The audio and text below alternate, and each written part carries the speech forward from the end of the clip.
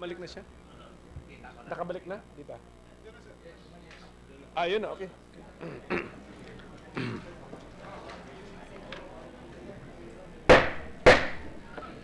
The 80th session of the Senate in the first regular session of the 17th Congress is hereby called to order. Senator Gregorio Honasan II will lead the chamber in prayer. Thank you, Mr. President. Father Almighty, thank you for yesterday, today, and with your grace, the chance to work, pray, and serve our country and our people tomorrow. Unite us in faith and purpose, that we may look beyond the present and build institutions as far into the future as we can imagine. Teach us to harness the power of technology and information for unity, lasting peace, justice, and prosperity, that we may build rather than destroy lives, liberties, property, and hard-earned reputations, all for the greater good. All this we ask for the sake of our children, grandchildren, and all we hold dear. Amen. Amen.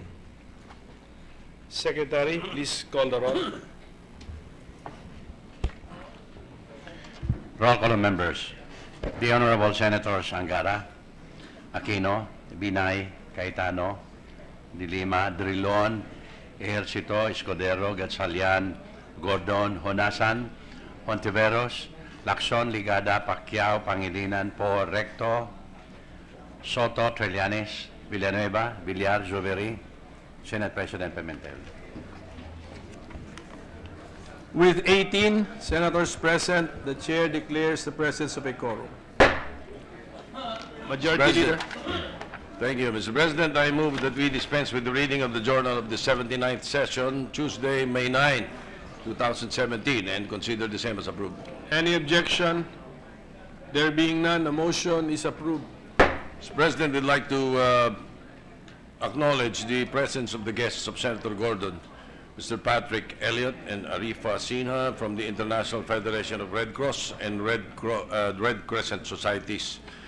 Also, the guests of Senator J.V. Ejercito would like to recognize the following guests: Jason Salvador, the ASOG, Dr. Ronald Quintana of the WHO, Cynthia Reyes, Automobile Association of the Philippines, Attorney Mary Grace Ann Rosales, Santo Domingo, Imagine Law, Engineer Emer Rojas of the New Voice Association of the Philippines, Attorney Karl Marx Carumba, and Attorney Melissa Jane Comafay, Ideals Incorporated. Also, Assistant Professor Judith Clastro and Sheila Gabe, third-year English majors in the University of Santo Tomas, Mr. President. I'd like to acknowledge them in the gallery. Welcome to all of our guests. Mr. President, I move that we proceed with the reference of business. Is there any objection? There being none, motion is approved. Secretary, please conduct the reference of business. Message from the House of Representatives. Letter from the House of Representatives informing the Senate that on May 2nd, 2017, it passed House Bill number 5240 entitled An Act Instituting a National Land Use and Management Policy, providing the implementing mechanisms and appropriating funds therefore, in which it requests the concurrence of the Senate. Referred to the Committees on Environment and Natural Resources, Urban Planning, Housing and Resettlement, and Finance. Bills on first reading. 1440, an act creating the Philippine Sports Authority. Philippine Airports Authority, defining its powers, functions, and responsibilities, providing funds therefore and for other purposes, by Senator Grace Poe. To the Committees on Government Corporations and Public Enterprises, Public Services, Ways and Means, and Finance. 1441, an act further amending Commonwealth Act number 146 or the Public Service Act as amended by Senator Grace Poe. To the Committees on Public Services and Finance. 1442, an act strengthening the Civil Aviation Authority of the Philippines, amending for the purpose Republic Act number 9497, otherwise known as Civil Aviation Authority Act of 2008, Senator Grace Poe. To the Committee on Public Services.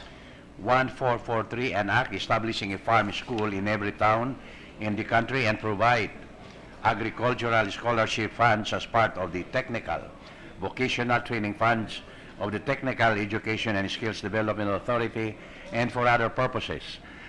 Senator Cynthia Villar. To the Committees on Education, Arts and Culture, Agriculture and Food and Finance. Resolution number 369, resolution directing the proper Senate committee to conduct an inquiry in aid of legislation on the reported crashes of UHI-1D combat helicopters from the alleged anomalous 1.25 billion peso procurement made by the Department of National Defense under the Armed Forces of the Philippines Modernization Program within view of crafting measures to enhance the procurement process and ensure the acquisition of modern military equipment for the AFP. Senator Joseph Victor Ejercito.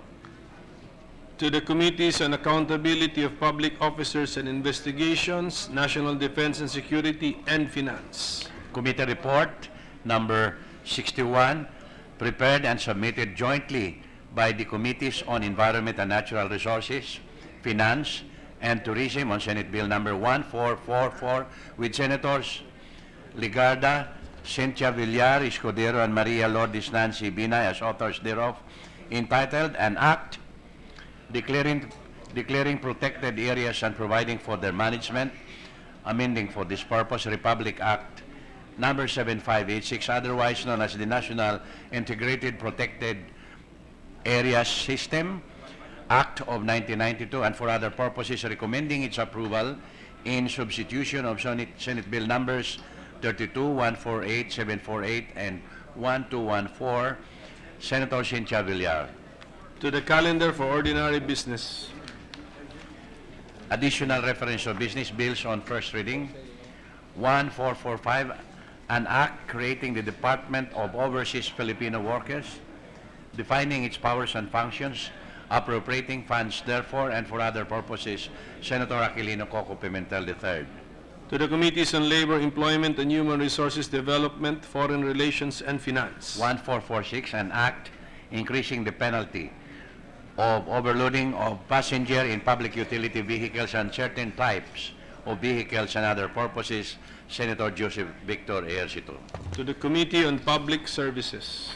1447, an act providing for the special protection of child passengers in motor vehicles and providing appropriations thereof. Senator Joseph Victor Ejercito. To the Committees on Women, Children, Family Relations, and Gender Equality, Public Services, and Finance.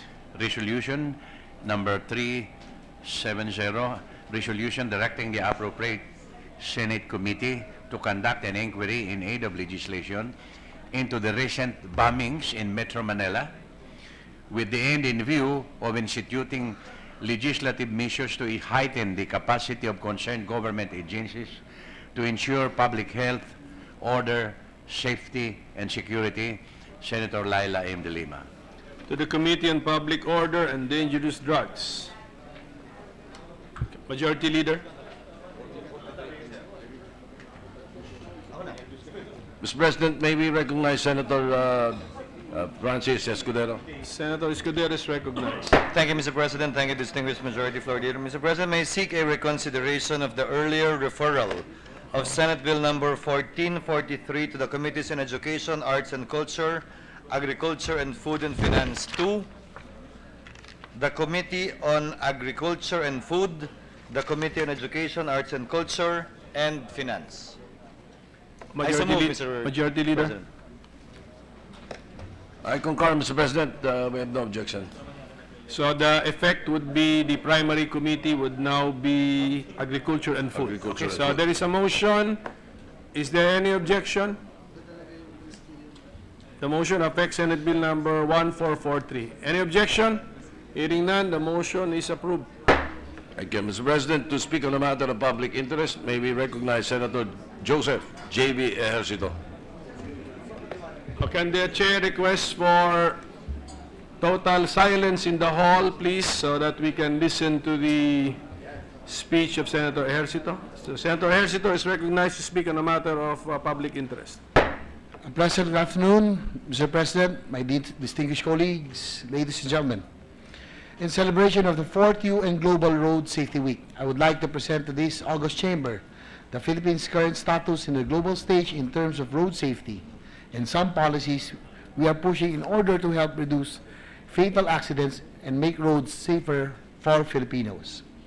Mr. President, road safety issues greatly concern me as Health Committee Chair and Public Services Vice Chairman because it is both a public health and transportation problem. I'm sure Senator Grace Poe is the chairperson of the Public Services Committee and my ever supportive partner in pushing for reforms in infrastructure and transport sector is also concerned of these. The Department of Health has reported that road accidents are the 4th leading cause of deaths in the country. In Metro Manila alone, 1 person is killed by a road crash every 17 hours. This means that an average of 43 Filipinos die every month, and at least 509 people die every year due to road accidents.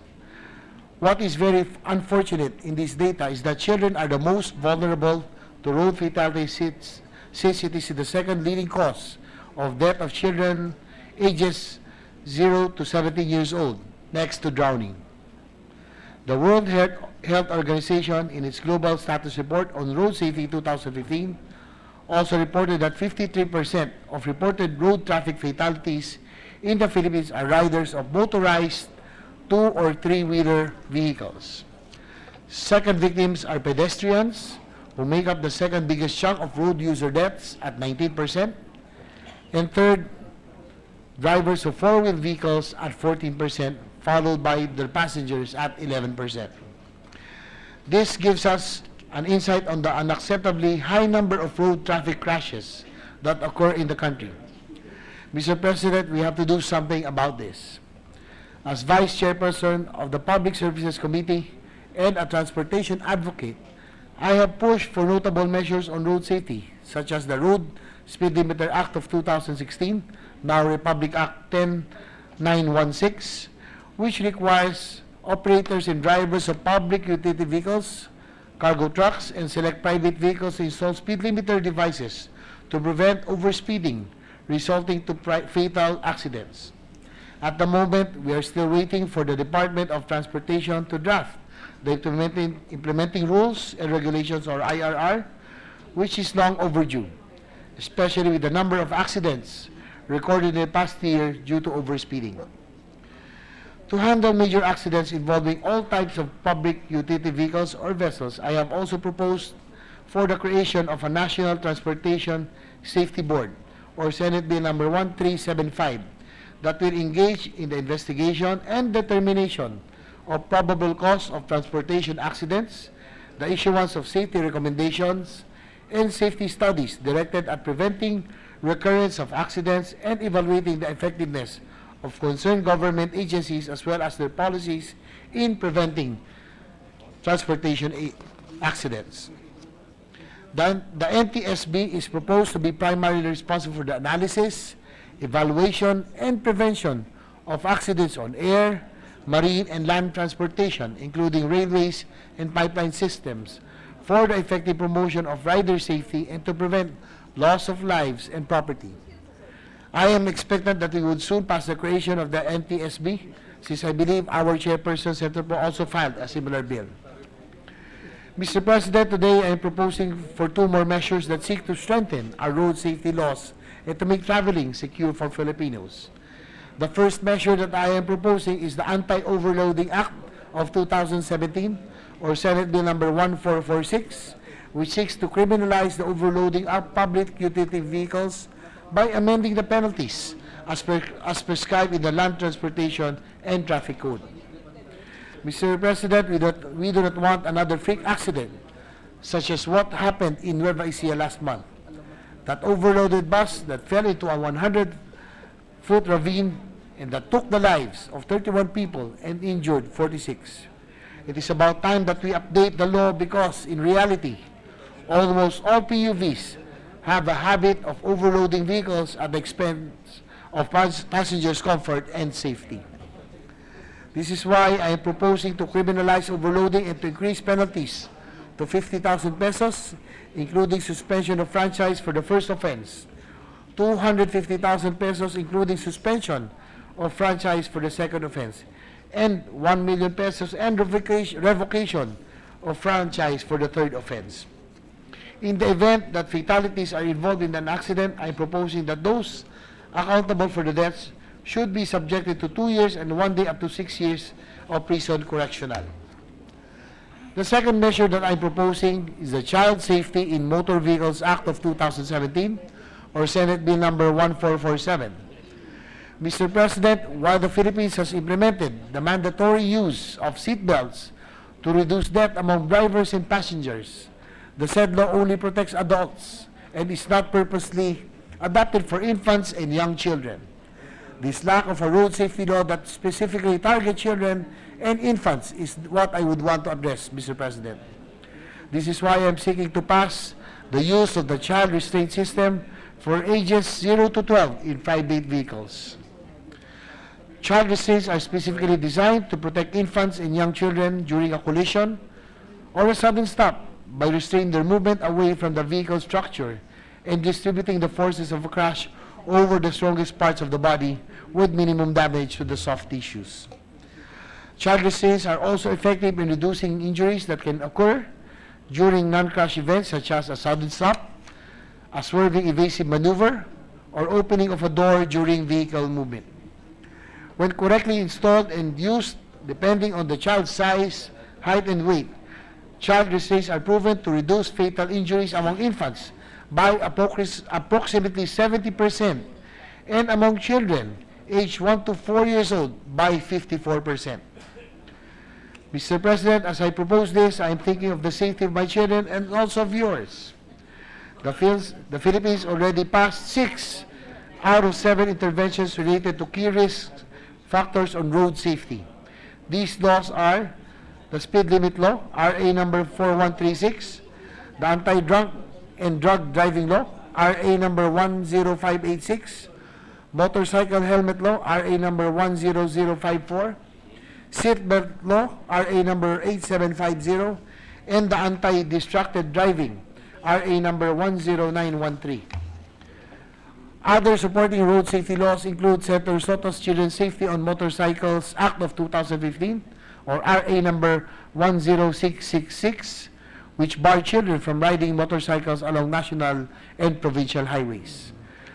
The only measure left is the Child Restraint Law, which shall seal the deal for us in our effort to promote and ensure road safety for all ages and also in fulfilling the road safety targets as reflected in the newly adopted 2030 Agenda for Sustainable Development.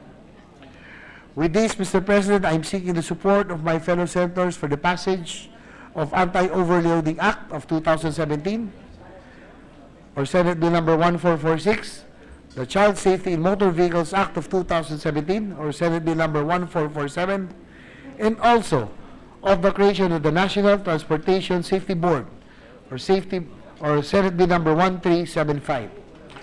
That's all, Mr. President. May we all remain safe and secure on the road. Thank you very much. Thank you, Senator Ejercito. Majority Leader. We recognize Senator Risa Ontiveros, Mr. President. Is there any objection? Hearing none, Senator Ontiveros is recognized. Thank you, Mr. President. I'd like to congratulate and thank my chairman in the Senate Committee on Health, Senator JV, for his privileged speech, for all the topics he included in it, and especially, Mr. President, for his highlighting of the need for our chamber to pass the Child Safety in Motor Vehicles Act. I share the good chairman's concern to set up one of the 6 pillars of a universal healthcare system, which is health promotion, and I believe that this act that he is sponsoring, that he has filed, is squarely within that pillar. Also, Mr. President, in the spirit of being the chairperson of the Senate Committee on Women, Children, Family Relations, and Gender Equality, for that same reason, I wish to congratulate and support the good chairman's authorship of the Child Restraints Law. Thank you, Mr. President. Thank you for that. I'd like to thank also Senator Tiveros for the support, for always supporting the measures that we have been filing, especially with relation to health and safety. Thank you, Senator Tiveros. Thank you, Mr. President. Majority Leader. Thank you, Mr. President. I move that we refer the privileged speech of Senator J.V. Ercito to the Committee on Public Services. Is there any objection? Hearing none, the motion is approved. Mr. President, also to speak on a matter of public interest, may we recognize Senator Richard Gordon. Any objection? Hearing none, Senator Gordon is recognized to speak on a matter of public interest.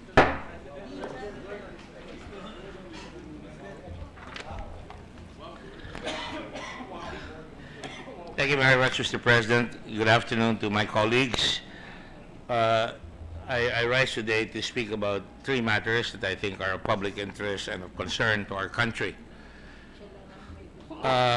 First one, Mr. President, is that on May 8th, this year we celebrated the World Red Cross Day. And I was supposed to make a privileged speech, but out of chivalry and respect for my colleague, Senator Antiveros, I decided I would not take away the thunder from her speech on her favorite topic the other day. And so, Mr. President, I rise today for two things. One is the first one is on World Red Cross Day and Philippine Red Cross Day, which we celebrated the 70th anniversary last April 15 from 1947. Having said that, Mr. President, the second part of the direction of where I'm going would be the celebration yesterday, which I will dwell on later on, and the third one would be on the very pressing issue of nuclear weapons in the world today. Mr. President, 153 years ago, or since 1863, 154 years today, we founded the International Red Cross. 5 members of the Red Cross, 5 individuals from Switzerland, headed by a young man, probably younger than most of us here, by the name of Henri Dunant, founded the International Red Cross. Actually, it stemmed out of a battle that was happening in Italy at that time called Solferino, where 40,000 casualties were on the ground, dying or wounded, and nobody was going to them. People were being bayoneted, binabayoneta po o pinapatay kahit buhay pa, at yung mga preso ay hindi tinutulungan. And so, Henri Dunant, who was a businessman, who was going to see the Emperor Napoleon at that time because he was having problems in his business in Algeria, decided to get off his carriage and went on to call on all the people there and say, we are all brothers, to start putting the wounded in barns and churches, mobilizing people to volunteer and take care of the wounded, Mr. President. Since that time, 190 national societies have been spawned. The ICRC is called International Committee. That is really designed for war. An international committee because there were originally 5 members. That's why to this date, there are still 5, they call it the International Committee, even of course, if the organization has grown. It spawned another organization called the International Federation of Red Cross and Red Crescent Societies. Today we have 190 of those, and the Philippines finally got in on April 15, 1947, after we finally got liberated from the Americans. Of course, before that, Emilio Aguinaldo, Mabini, wanted to be part of the Red Cross in 1896 or in 1998 when they were seeking recognition of our country. But at that time, hindi po tayo recognized ng buong mundo. And that is a requisite in the Red Cross. You have to be a legitimate state to be able to be recognized. And so we could not come into a valid law that would have recognized the fundamental principles of the Red Cross movement. The Red Cross movement is a sui generis, a class unto itself. This is what the Supreme Court described following the principles in other countries. To be sure, there have been attempts to try and politicize this. For example, Adolf Hitler, Mussolini wanted to put the red swastika instead of the Red Cross. during wartime. But of course, that was rejected. Of course, there was another case of the Red Lion, not by President Duterte, but by the Shah of Iran, or that time. That was also taken aside. I was privileged on about a few years ago when I became vice chairman of the International Congress, where all governments and delegates from all the countries at the ICRC met in Geneva, when we adopted the red crystal so that we could have a neutral symbol. So there are now 3 emblems called the Red Cross, the Red Crescent, and the Red Crystal.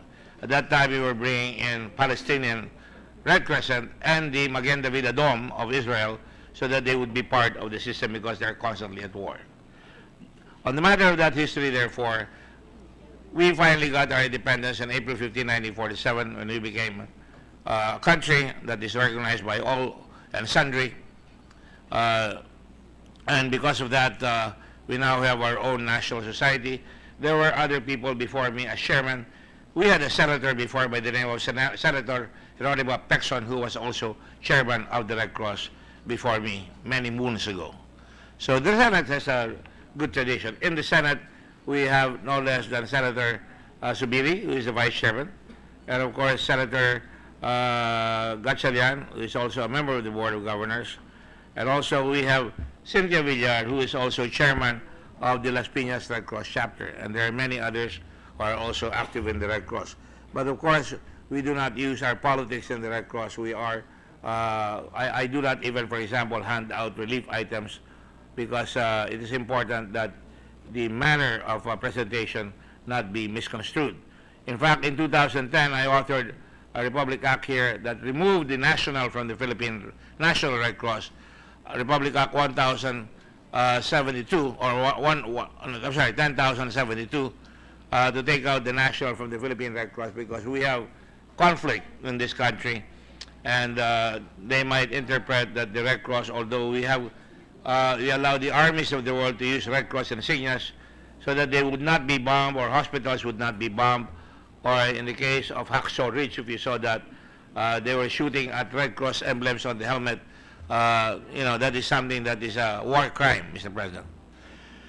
And so today, we celebrated on the 70th anniversary. We had a great celebration, for example, in Pasig, in the province of Panay, where several of our distinguished colleagues, Senator Dillon, Senator Legarda, and maybe some who claim paternity or roots in the island of Panay. And we had a big warehouse there in 1.5 hectares of land, and a big training center as well, so we could rally to the people when they have floods or disasters there. There you can see the picture of the training center, Convention Center and warehouse in the island in the island of Panay, which we inaugurated the other day. But segueing now into yesterday's celebration, to celebrate also this event of the 70th year, I'm privileged to thank everybody who came over, even those who did not come. I missed some of our colleagues there. When we launched the MVPRC Amazing Grace, MV Philippine Red Cross Amazing Grace. It's the most modern vessel in the world. I can say that, Mr. President. I have good authority to say that. The builders of this ship created a marvel of engineering. It is run like any Nintendo game with a joystick, and even the Nintendo is passé now. But it is run on a joystick in a very small pilot house, and it can be run by 6 members of the crew. It can sit 120 people, doctors, volunteers, on either side of the ship, port and starboard, and can carry 20 ambulances or 6 rescue trucks or medical tents or payloaders or amphibians in any disaster.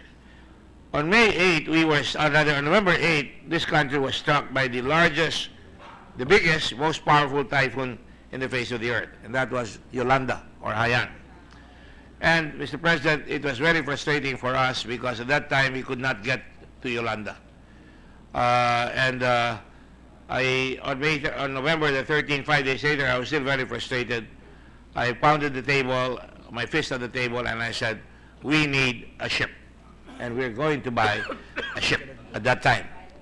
And so yesterday was the culmination of that dream and those dreams made by many others in the community.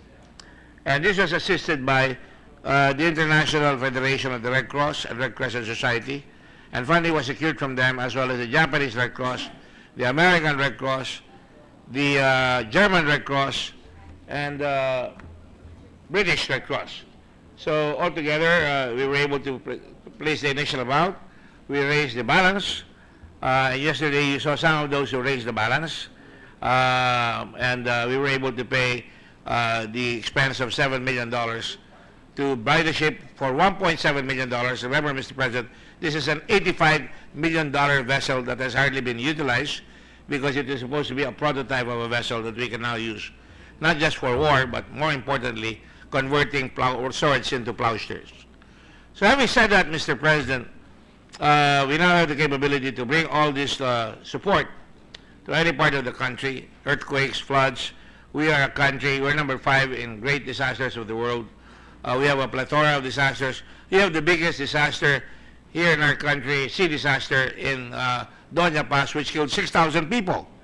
And if this vessel, as it will be soon moved to Cebu during the typhoon season, it can now succor to many of these vessels that flounder, and it will be nearer when they go there. Of course, we will dry dock a little bit of it first so that it will be in great shape by the time it gets out there by June.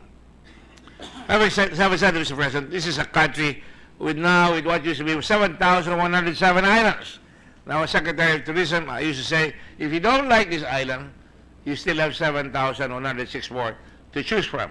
Now we have 7,641 islands, and that is at high tide. Pag low tide, mas marami pa. And having said that, in jest, let's cast levity aside, we now have capability to bring the ship there because this ship can land on the pier if there is one available, and usually when there's a typhoon, the piers are not even operational.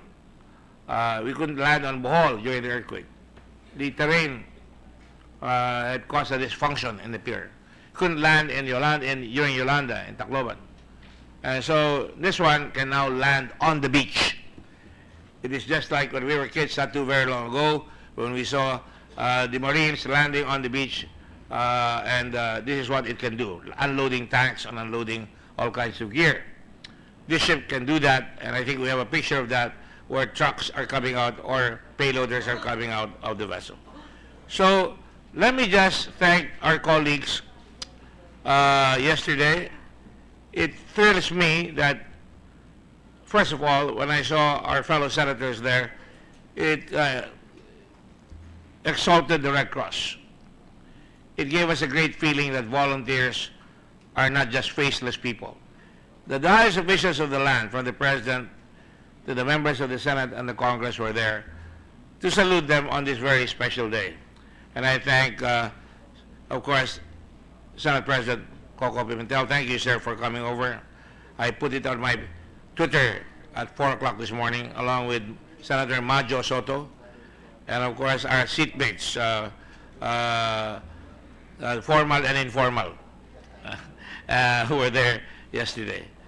And I was told by our people, and Secretary General Palabiab is here in the hall, and he can be witness of the fact that they were thrilled. All the chapters were there to see Senator Binay with her new hairdo that really makes her look like a beauty queen, you know, still even at this time.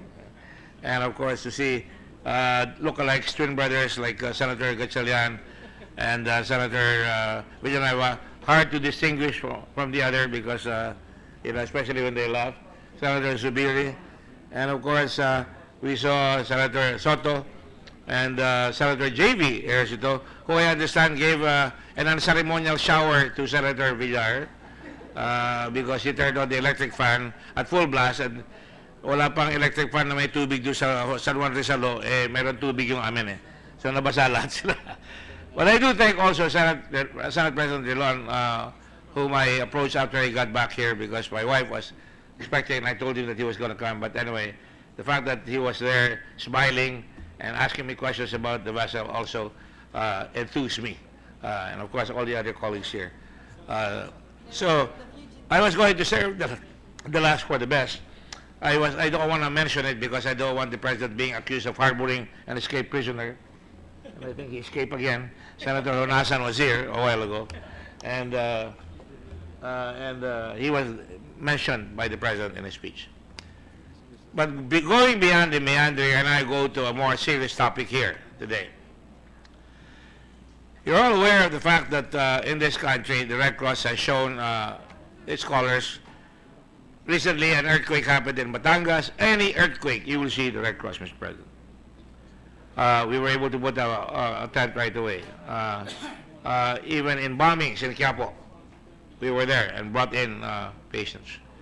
Your Red Cross, Mr. President, has been able to come up with 52% of the blood requirements of the country consistently. We were the first blood. And of course, now that we have ambulances all over the country, we cater, for example, in the first quarter of the year to about almost 3,000 patients, only 10% of which paid. And 22,000 were administered to on the ground, and 3,000 were brought to the hospital.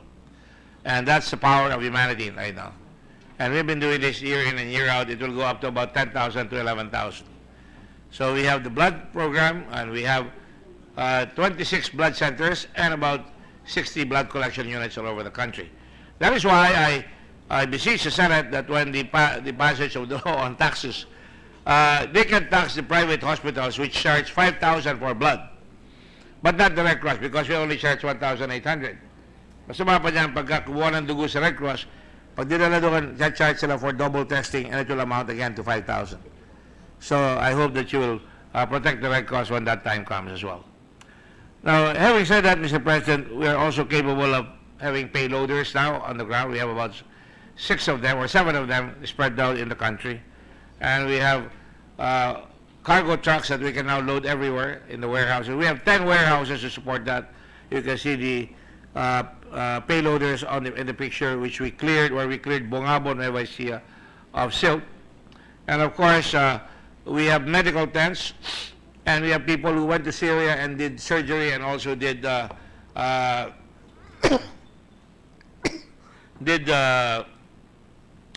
special procedures and pregnant mothers in Nepal.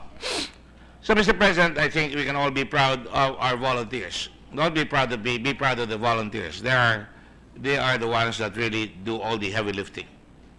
So, Mr. President, I now go to the matter at hand. On July or June or July this year, and I hope you will lend me your ears because this is a matter of transcendental importance to the whole world. On July this year, or June this year, we're going to have the United Nations, do the negotiation on the issue of prohibiting and eliminating the use of nuclear weapons all over the world.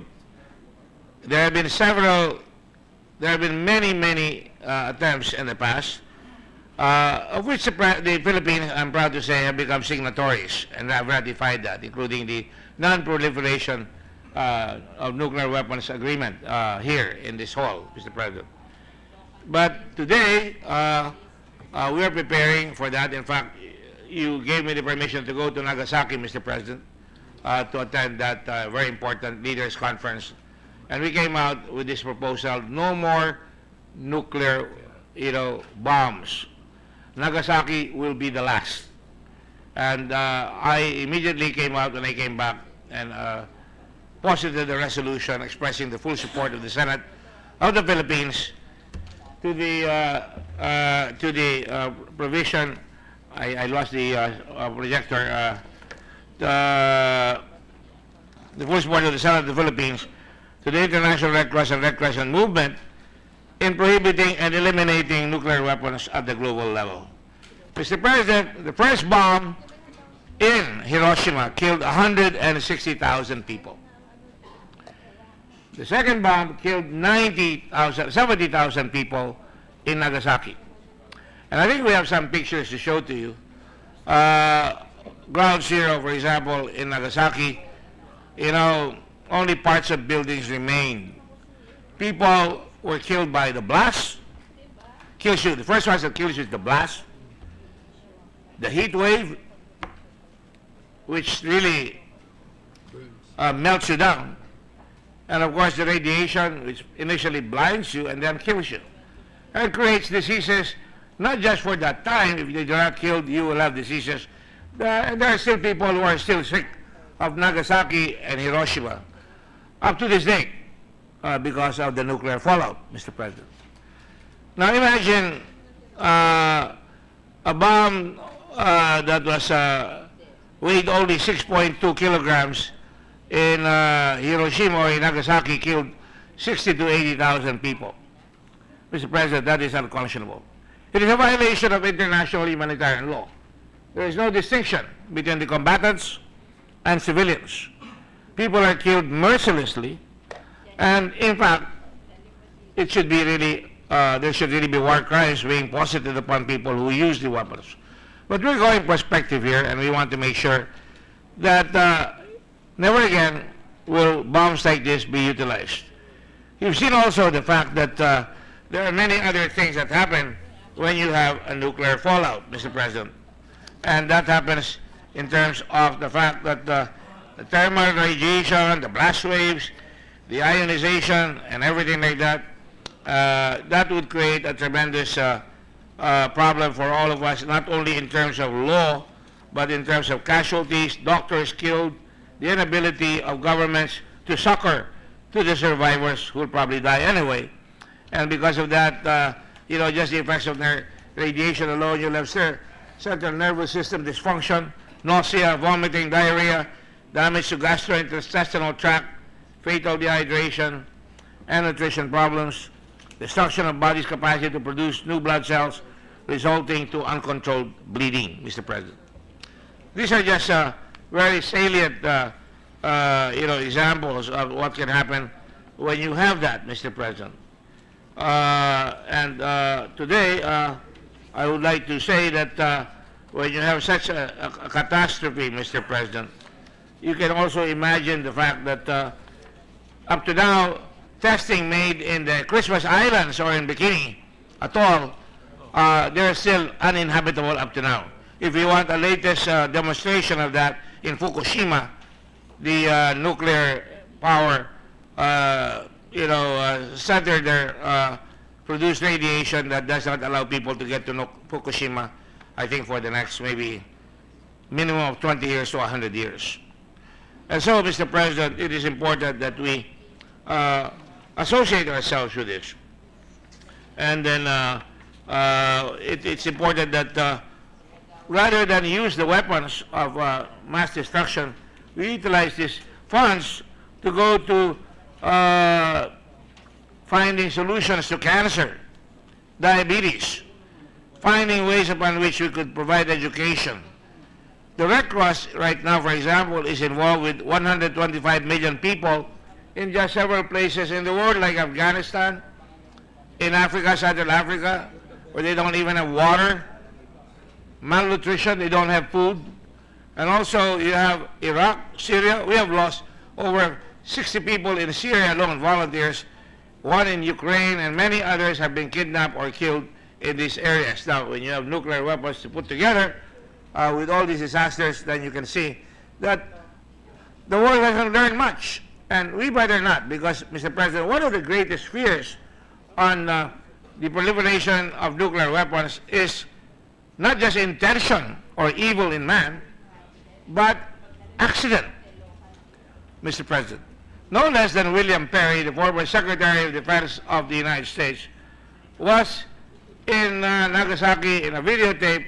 He mentioned the fact that one time when he was Secretary of Defense, he was awakened at night saying that there were 70 missiles headed for the United States, and immediately they called for the appropriate defense measures, only to be surprised that somebody, soldier, had put in a video drill that showed that, and they would have reacted. They almost did.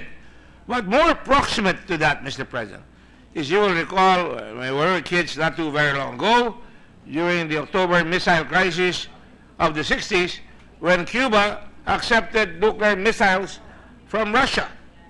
From October 15 to October 28, the 13-day October crisis, and President Kennedy took a position and said that if we do not stop it, there will be nuclear war. I was in Clark Field at that time as a young ROTC cadet, Mr. President. We were on board an F-102 Delta fighter. They were being shown that. I was on the cockpit when all of a sudden the klaxon, blared, and they suddenly had what they called an alarm, and I was told to jump from that cockpit because the pilots were screaming down the tarmac to right away go on and take over whatever threats there were at that time in Clark. So you can imagine if that thing had happened, leaders of the U.S. and the Soviet Union engaged in Russian roulette, playing with the population of the world. And the 15,000 nuclear weapons on this face of the earth, possessed by many countries, the United States, Russia, the Nuclear Club, France, UK, China, Mr. President, and now you have India and Pakistan, and possibly terrorists could have a hold on nuclear weapons capability to produce. You are really putting our world into danger. And above all, no matter whether we have the amazing gray ship or so many medical tents, there will be no capability, no plan, no cogent plan to be able to handle any catastrophic event such as that, where everybody would be sick, everybody would be burned, everybody would be dying, and you wouldn't even know where to put the bodies, Mr. President.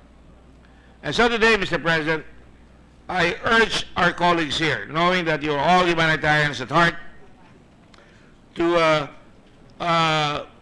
support the resolution in time for the debates in June, Mr. President, so that the Philippines can be at the forefront. It has been said that we have not taken care of our military. That's for conventional warfare, Mr. President. But in a nuclear war, we'll just be spectators and we'll just be victims, Mr. President. And so, if we can't have it, let no one else have it in the world, Mr. President. That should be our policy. Let no one else have it, because they threaten our children. They threaten our grandchildren. They threaten our future. And if we do not act, anything like negligence, mistake, intent, accident, incompetence, or any accident whatsoever can obliterate us and create an Armageddon, and who's going to say sorry later? No one else. And so, Mr. President, I urge this chamber to pass this resolution when it finally comes down, and hopefully urge you to do it on time so we can express ourselves to the Department of Foreign Affairs and our President the position of our country. We have it in our Constitution, Mr. President, that we say that no nuclear weapons shall be allowed in Philippine territory, Mr. President. We object to war as an instrument of national policy, and that considered with national interest, adoption pursues a policy of freedom from nuclear weapons in its territory. And having said that, Mr. President, I think it's time that we act, and act now. And so, before we lose track of our sensibilities in this world, and we often do that, we say, let the Senate be the voice of reason, the voice of leadership in the matter of saving the world from destruction. Thank you all very much, and God bless the Republic of the Philippines. Thank you. With the permission of Senator Gordon, one question to complete the thought. What's going to happen in June? Because you mentioned something in June. In June, the negotiations between the United Nations, and we should be active in that negotiation, on a treaty that will create a legal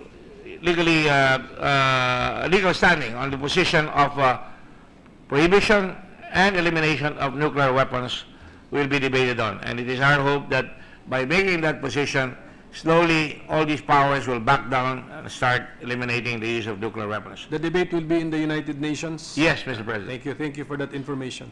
Thank you. Senator Villanueva, what's your Yes, pleasure? Mr. President, we'd just like to make a short manifestation.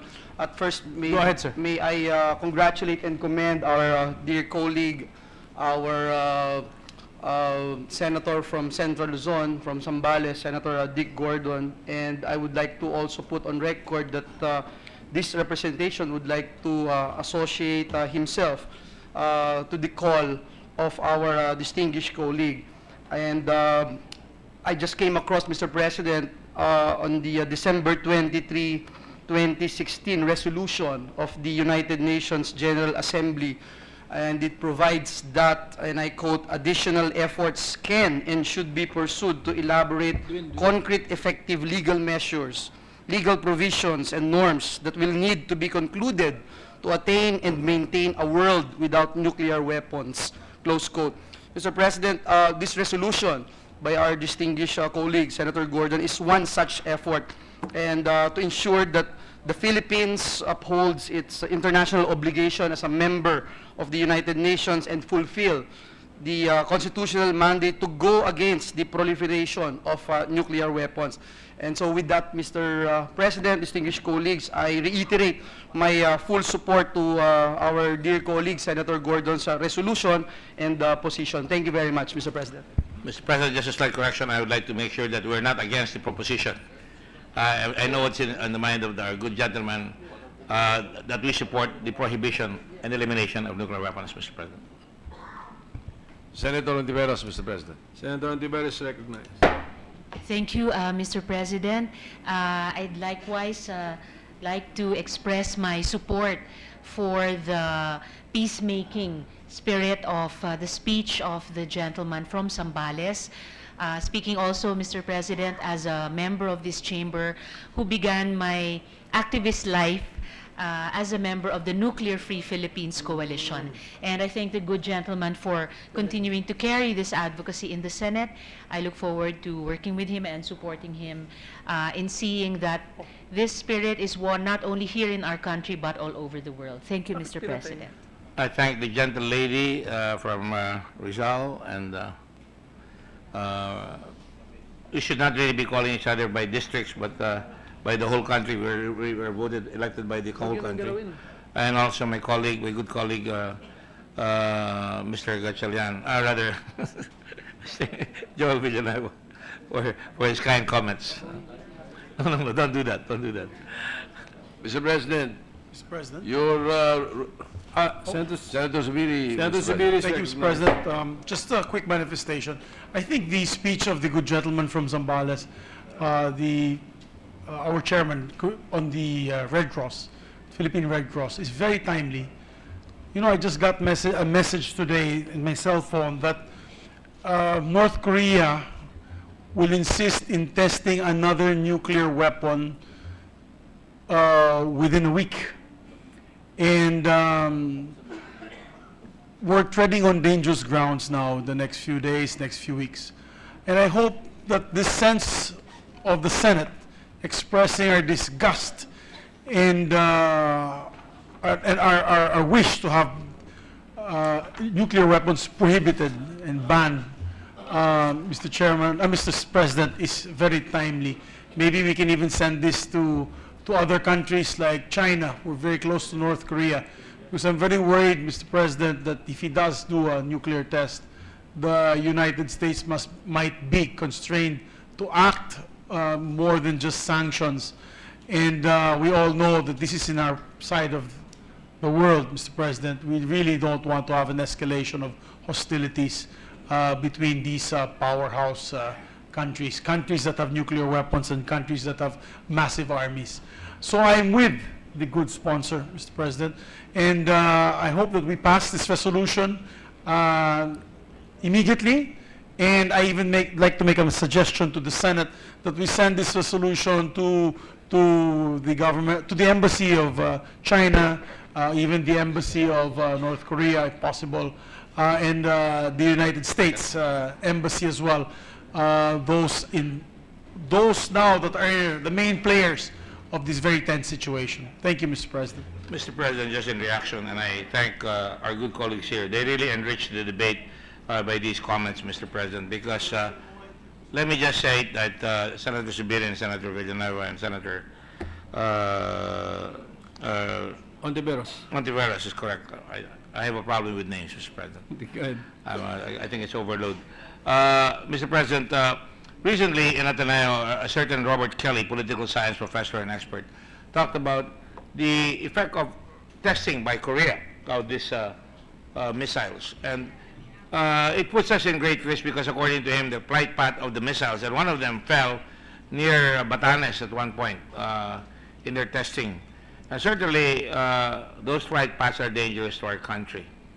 I didn't want to sound like an alarmist earlier because I'm aware of the power of an American aircraft carrier group, Mr. President. We don't see the submarines there. We don't see the capability of their Aegis cruisers there where they go. But they are in the area of North Korea and with somebody in North Korea that I don't think he's crazy, but I think he has to maintain his constituency by keeping the military on his side, and it is very dangerous for such a situation in the world. And by the way, as a final repost here, Mr. President, we are probably the first Red Cross Society and first Senate that will do this because all the leaders of the Red Cross that attended that meeting in Nagasaki will be doing the same thing.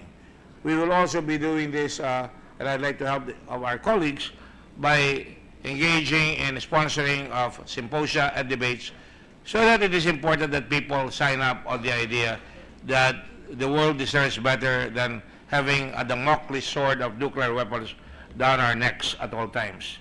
And so it's important that we understand and realize the measure.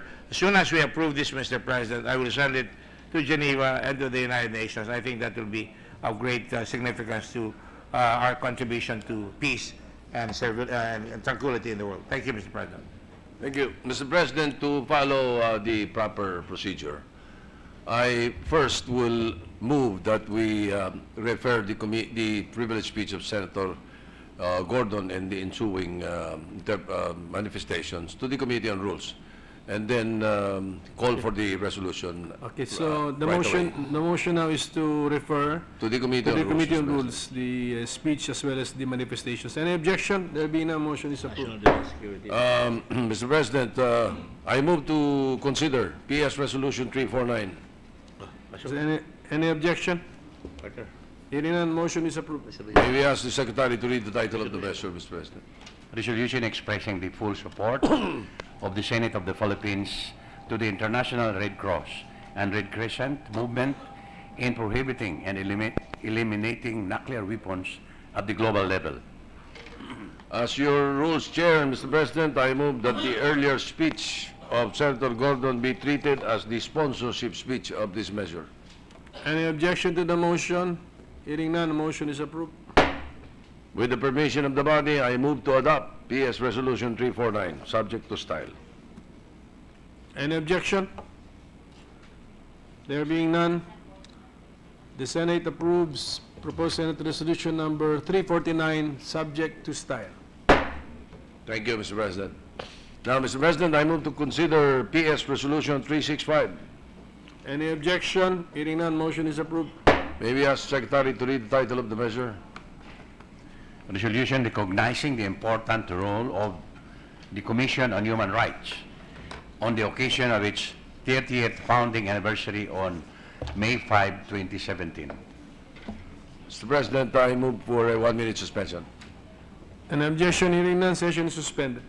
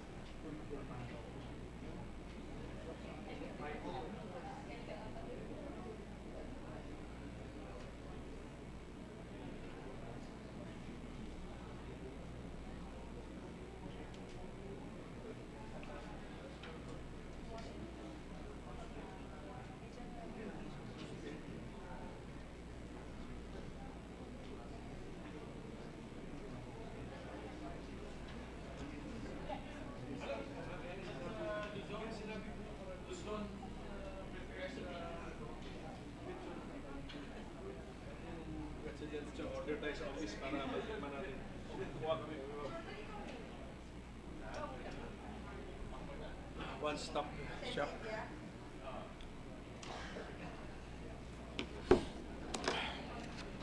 Ito pala yung Kayla. So, ano pending, Mali. ano status sa, no? Tinawag niya si Bang, no, for sponsorship, no? Ano bang status?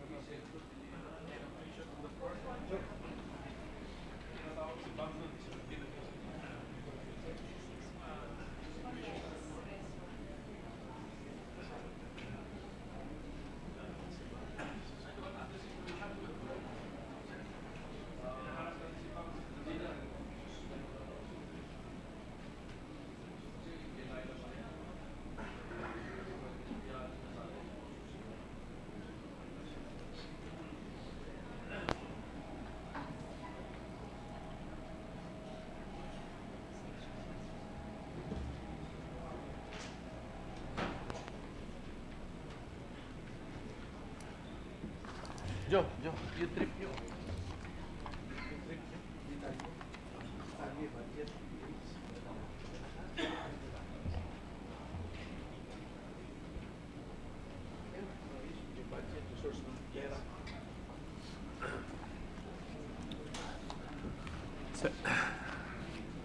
Session is resumed.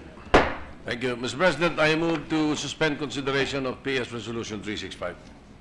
Is there any objection? There being none, the motion is approved. With the permission of the body, I move to transfer from the calendar for ordinary business to the calendar for special orders. Senate Bill 1439 under Committee Report Number 60. Any objection? Hearing none, approved.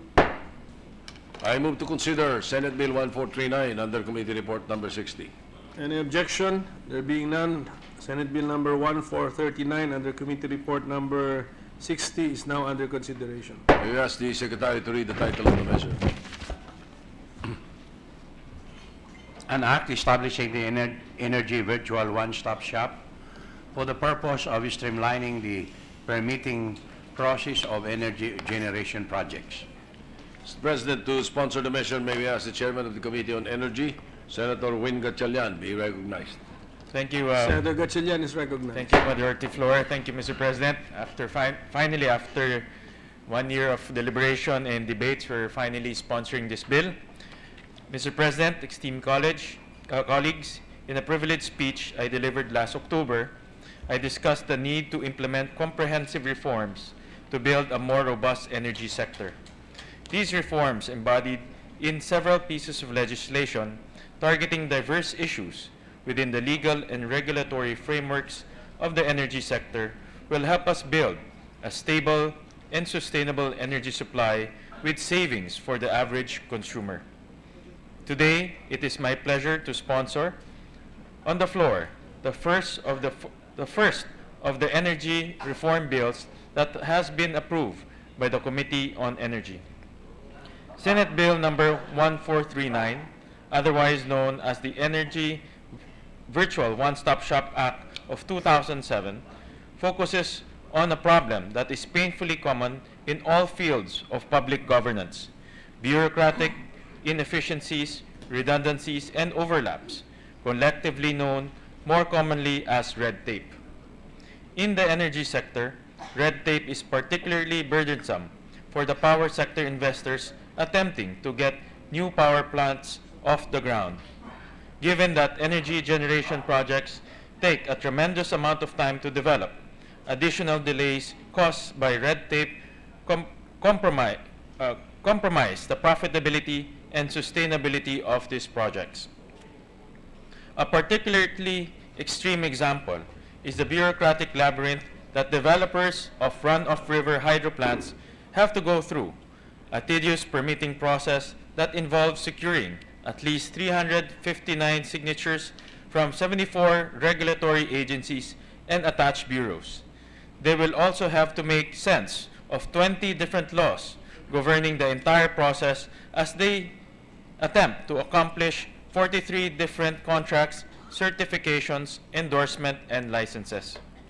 The whole process is estimated to take around 1,340 days to complete. That's more than 3.5 years. With that in mind, this legislation seeks to break down the walls of this bureaucratic labyrinth by streamlining the permitting process of new energy generation projects, cutting the length of the permitting process into half. The elimination of red tape in the permitting process will go a long way towards rejuvenating our energy sector. It will remove a formidable barrier to entry that has often discouraged foreign firms from entering the generation market. These foreign firms, with superior financing capabilities and more advanced technology, has the capacity to build cutting-edge power plants that produce energy at a lower cost. Their entry into the Philippine power generation industry will infuse greater competition in the system, resulting in a larger energy supply and cheaper generation cost. This bill, however, will not only benefit prospective power generation developers and other energy industry players, it will also benefit consumers by driving down the cost of electricity through robust competition. Based on my conversations with industry analysts and our own internal research, cutting down red tape would reduce consumer electricity prices by as much as 1 peso per kilowatt hour. The ordinary household within the Greater Metro Manila area consumes 200 kilowatt hours per month. Thus, shaving off 1 peso per kilowatt hour would translate into an average savings of 2,400 pesos for that family. An extra 2,400 pesos can do a lot for a family. That's enough to buy an entire 50-kilogram sack of rice with some extra cash to spend on tuition and supplies for the children, healthcare, and other essentials. On a macro level, just imagine the overall savings for the entire population each year. 2,400 pesos multiplied by 23 million Filipino households. That amounts to a total consumer savings figure of about 55.2 billion pesos per year. In brief, the greater efficiency under the EVO system will result in a welcome bump in disposable income for the average Filipino family. We'll be putting a lot of money back where it belongs, in the pockets of Filipino families struggling to pay their basic day-to-day expenses. With the economic welfare of the average Filipino family as its driving purpose, the EVOS Act will mandate the establishment of an online system that allows the single submission and synchronous processing of all required data and information, and provide a single decision-making portal for the evaluation of new power generation projects. The processing of documentary requirements, assessment, and payment of charges and fees, status updates, and progress monitoring, and synchronized permitting approval process will all be covered through this innovative technology platform. The platform effectively eliminates repetitive form submission, the need to physically transport documents from one agency to another, and existing constraints that prevent multiple agencies from simultaneously processing applications. EVOS will be implemented and supervised by the Department of Energy, while its operations will be determined and monitored by the EVOS Interagency Technical Working Group, which will also be chaired by the Office of the President. The working group will be accountable for the streamlining of the entire process within 6 months from the effectivity of this act. Through the EVOS, government agencies, instrumentalities, and other public bodies involved in the permitting process of power generation projects will be mandated to follow clear processes within a strict time frame using published standards. Each and every public body involved in the process will be required to resolve all papers pending before them within a prescribed period of time, and public servants who either refuse or are unable to comply with the time frame shall be subjected to administrative penalties ranging from a 30-day suspension without pay to dismissal and perpetual disqualification from public service. In short, say goodbye to long wait times. Mr. President, addressing bureaucratic inefficiencies by eliminating red tape is one of the advocacies that inspired me to enter public service almost 2 decades ago.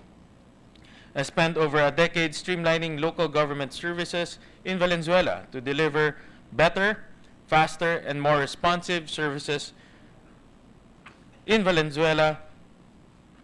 I spent over a decade streamlining local government services in Valenzuela to deliver better, faster, and more responsive services to Valenzuelanos. As chairman of the Committee on Energy, I am proud to introduce a measure that allows me to extend my advocacy to the energy sector, a field that is critical to the long-term growth prospects of our developing nation, but has long been ignored or neglected because of its complexity. It is time to set the energy sector free from the dense expanse of red tape surrounding it. It is way past time for hedge clippers, Mr. President. It is high time we use the EVOS app to set all of that red tape ablaze. Thank you, Mr. President. Magandang hapon po.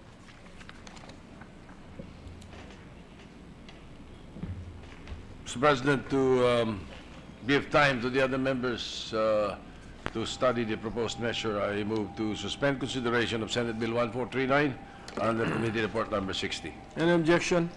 Hearing none, motion is approved. Mr. President, I move to transfer from the calendar for ordinary business to the calendar for special order, Senate Bill 1444 under Committee Report Number 61. Any objection? Hearing none, approved. I move to consider Senate Bill 1444 under Committee Report 61. Any objection? Hearing none, Senate Bill number 1444 under Committee Report number 61 is now under consideration. May we ask Secretary to read the title? An act declaring protected areas and providing for their management, amending for this purpose Republic Act Number 7586, otherwise known as the National Integrated Protected Areas System Act of 1992, and for other purposes. Mr. President, may we ask the Chairman of the Committee on Environment and Natural Resources, Senator Cynthia Villar, be recognized to sponsor the measure, and thereafter Senator Nancy Binay will deliver a co-sponsorship speech. Senator Villar is recognized. Mr. President, my fellow senators, I stand here today to sponsor Senate Bill number 144 under Committee Report number 61, an act declaring protected areas and providing for their management, amending for this purpose Republic Act number 7586, otherwise known as the National Integrated Protected Area System or NIPAS Act of 1992, and for other purposes, or the expanded NIPAS Act of 2017.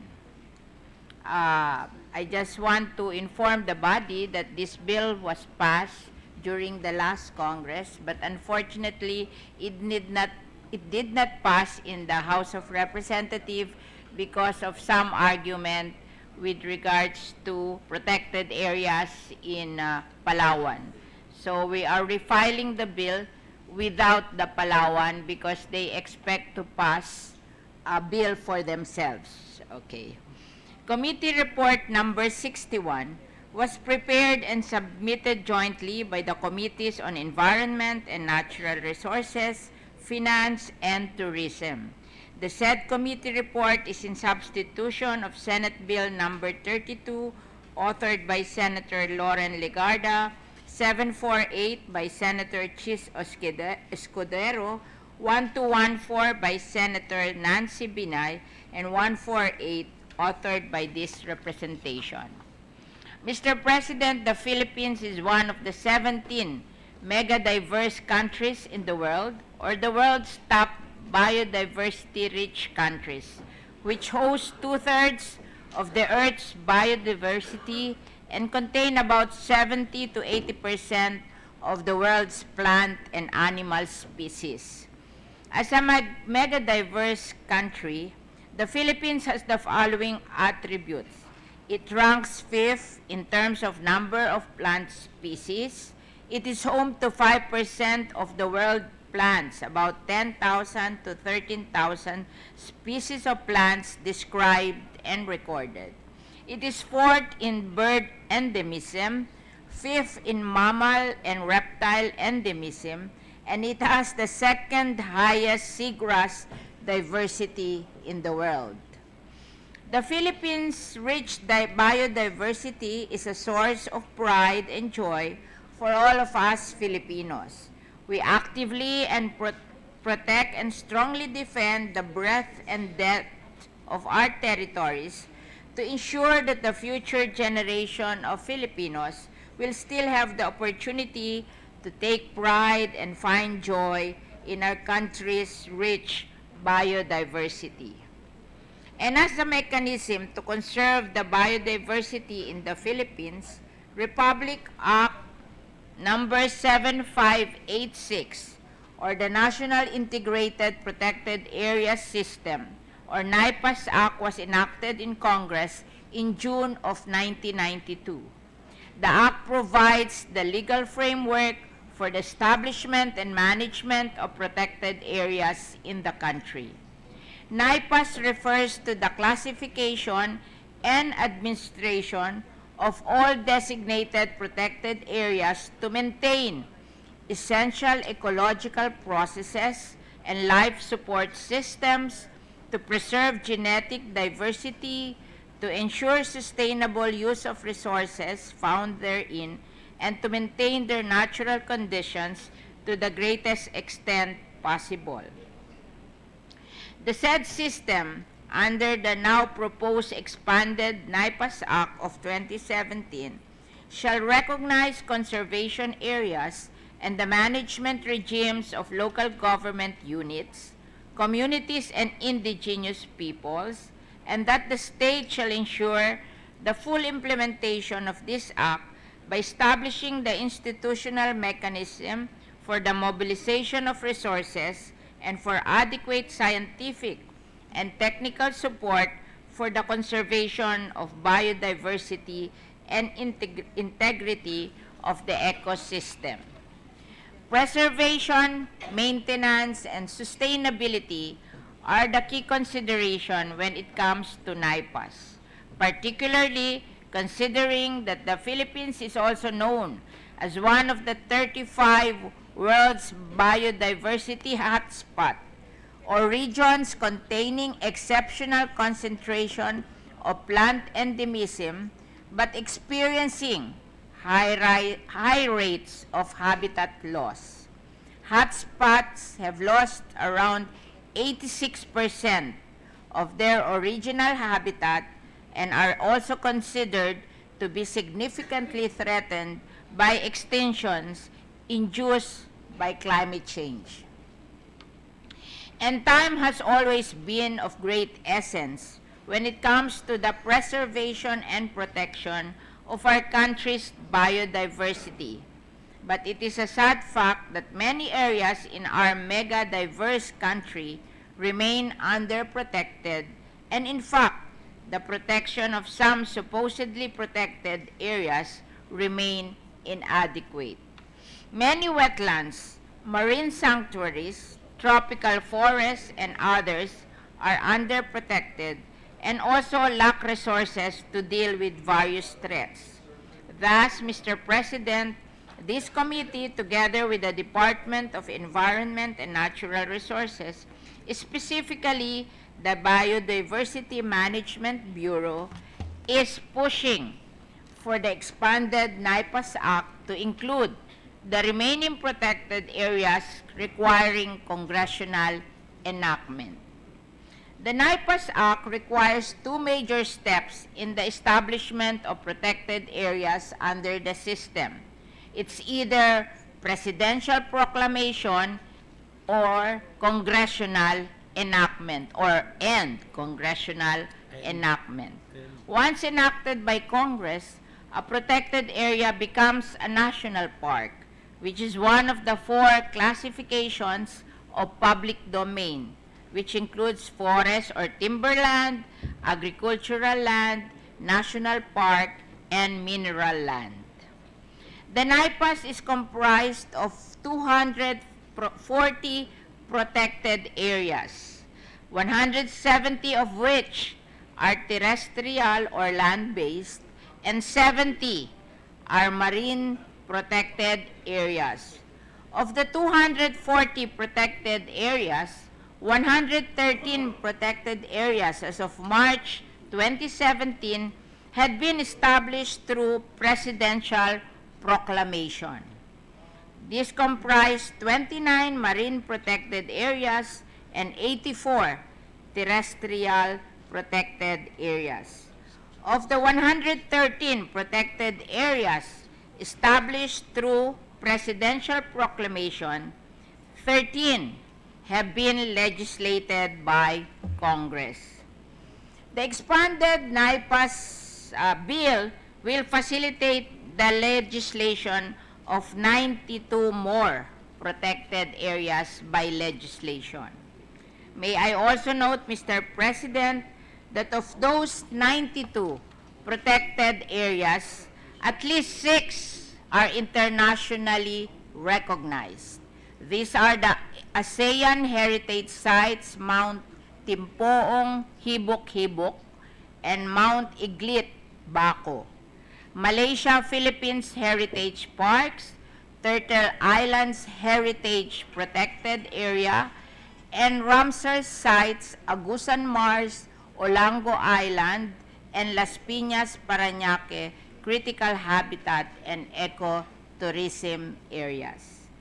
Mr. President, dear colleagues, here are the other salient features of e-NIPAS bill.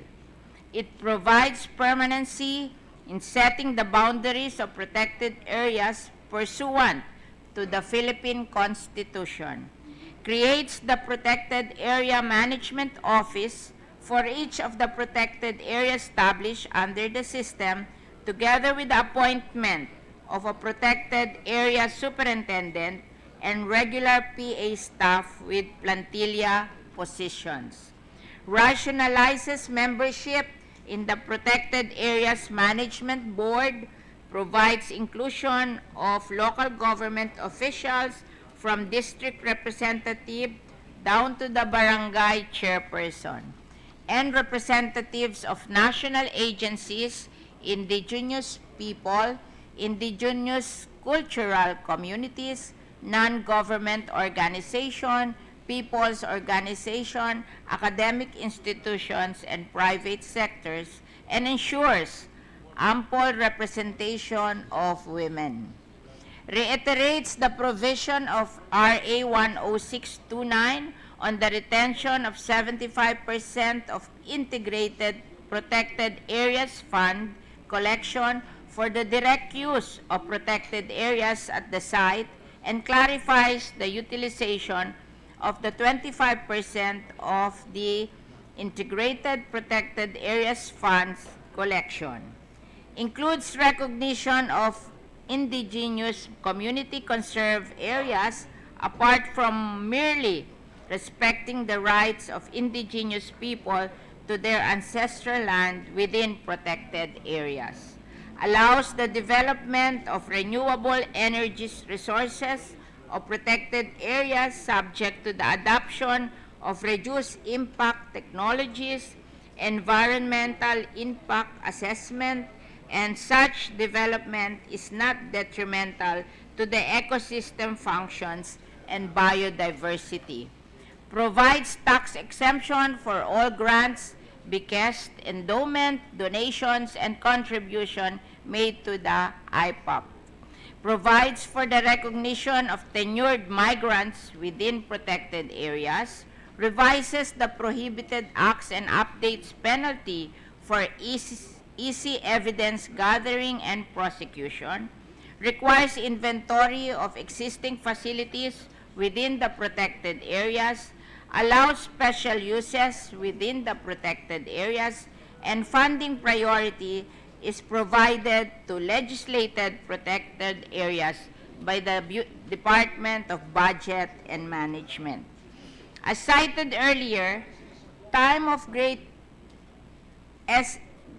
of great essence in any efforts to protect and preserve as well as to restore and rehabilitate the environment.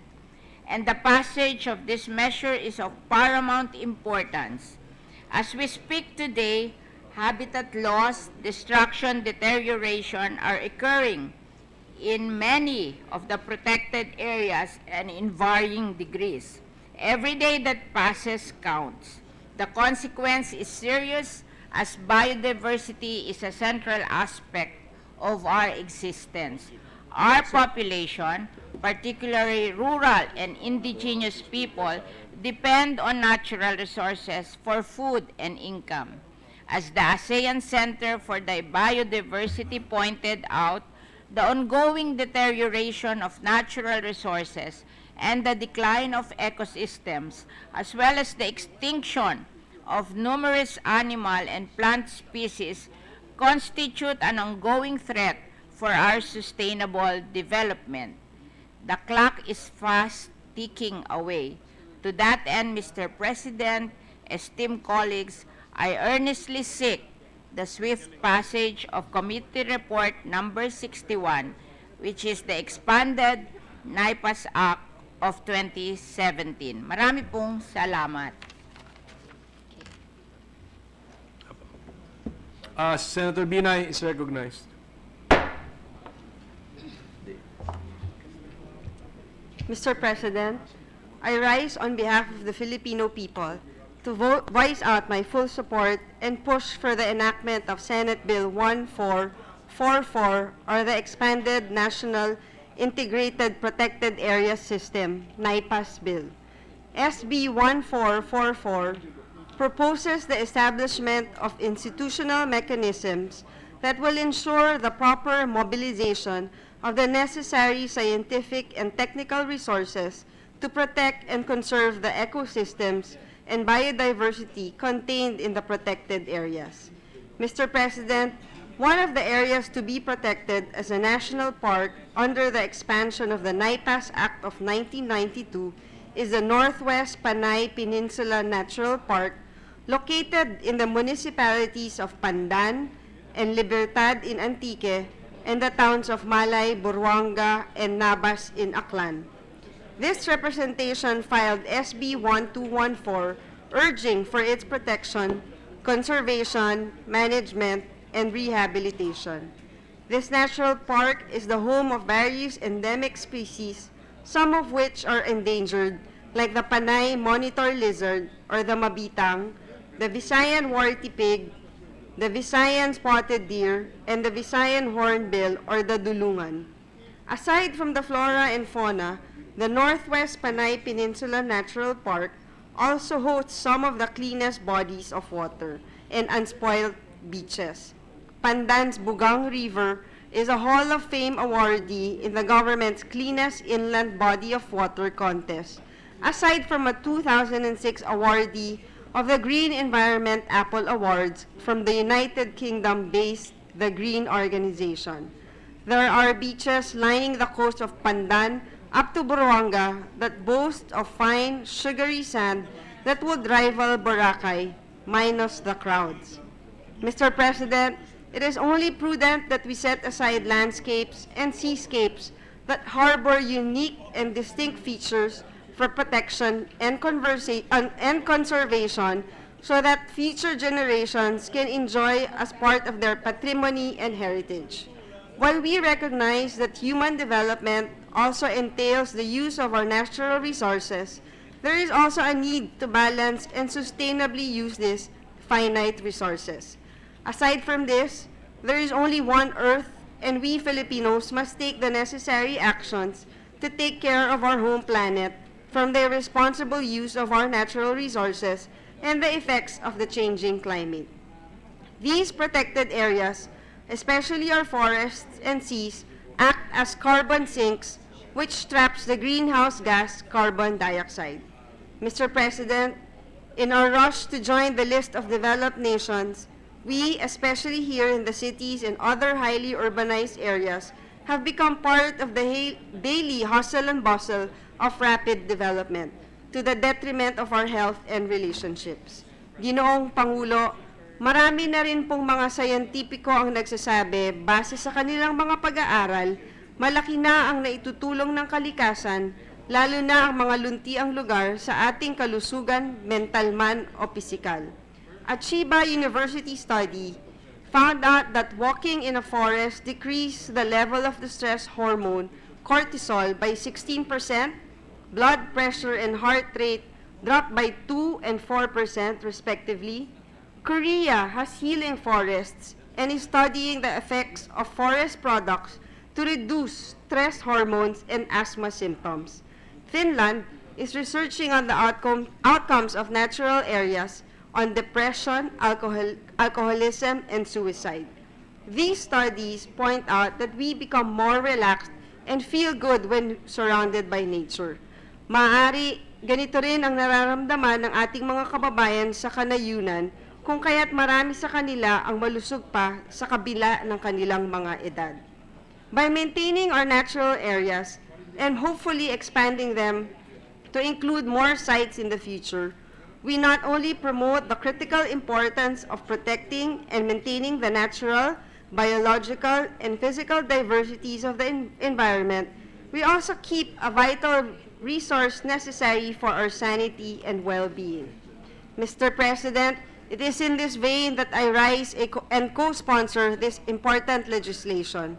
Huwag po nating hayaang sa mga libro o mga litrato na lamang makikita ng ating mga anak at mga apo ang mga magagandang tanawin at mahalagang hayop at halaman ng Pilipinas. Ang nawala at naubos na likas na yaman kasama ng inyong kalusugan ay hindi na maibabalik at hindi mapapalitan ng pera o material na bagay. Maraming salamat po, Ginoong Pangulo. Senator Subiri. Thank you, Mr. President. With the permission of the Majority Floor Leader, I'd like to ask the permission of the co-sponsors and the authors if I can be also made a co-author of the said measure. Thank you, Mr. President. Senator Villanueva. Likewise, Mr. President, this representation would like to put on record my intention to become co-author of the said measure. Thank you, Mr. President. Kailangan ng permission of the author. How do we proceed, sir? How do we proceed to make you co-author? Majority Leader, Yes, there are two requests to be made co-authors. may we know from the principal author and sponsor if she has no objection? Senator Villar is recognized. We welcome the co-authorship, and I hope everybody in the room will co-author. All our colleagues will co-author the bill. Thank you, Mr. President. Yes, so with that manifestation, the co-authorship is hereby noted. Thank you, Mr. President. To give time to the senators to study the bill, I move to suspend consideration of Senate Bill 1444 under Committee Report Number 61. Any objection? Hearing none, motion is approved.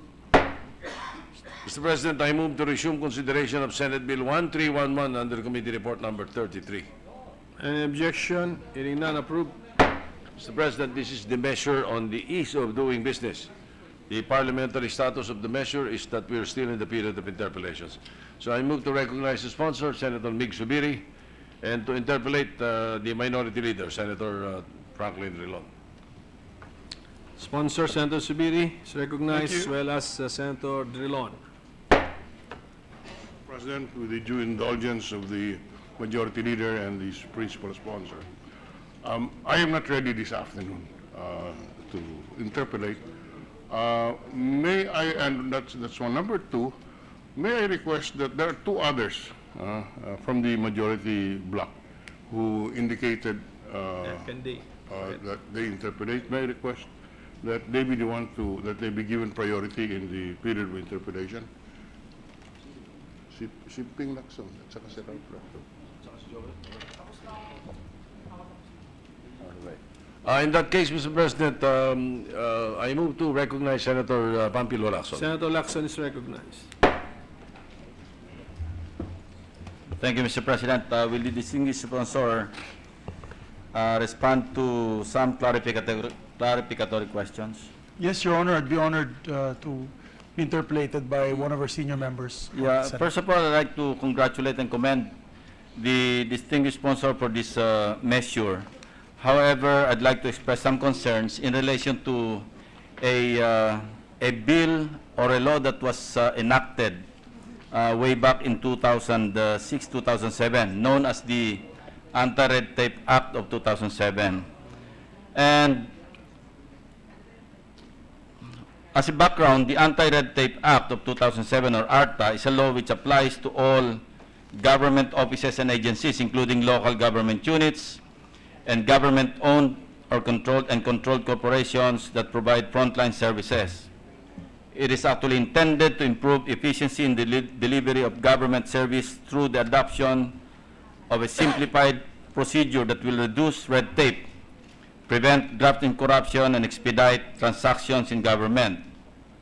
In fact, the Civil Service Commission, Mr. President, announced that efforts to improve the delivery of frontline services in government are yielding results, as 99% of agencies subjected to the 2015 Anti-Red Tape Act report card survey passed the test. Now, my first question is, how would this bill relate to the ARTA?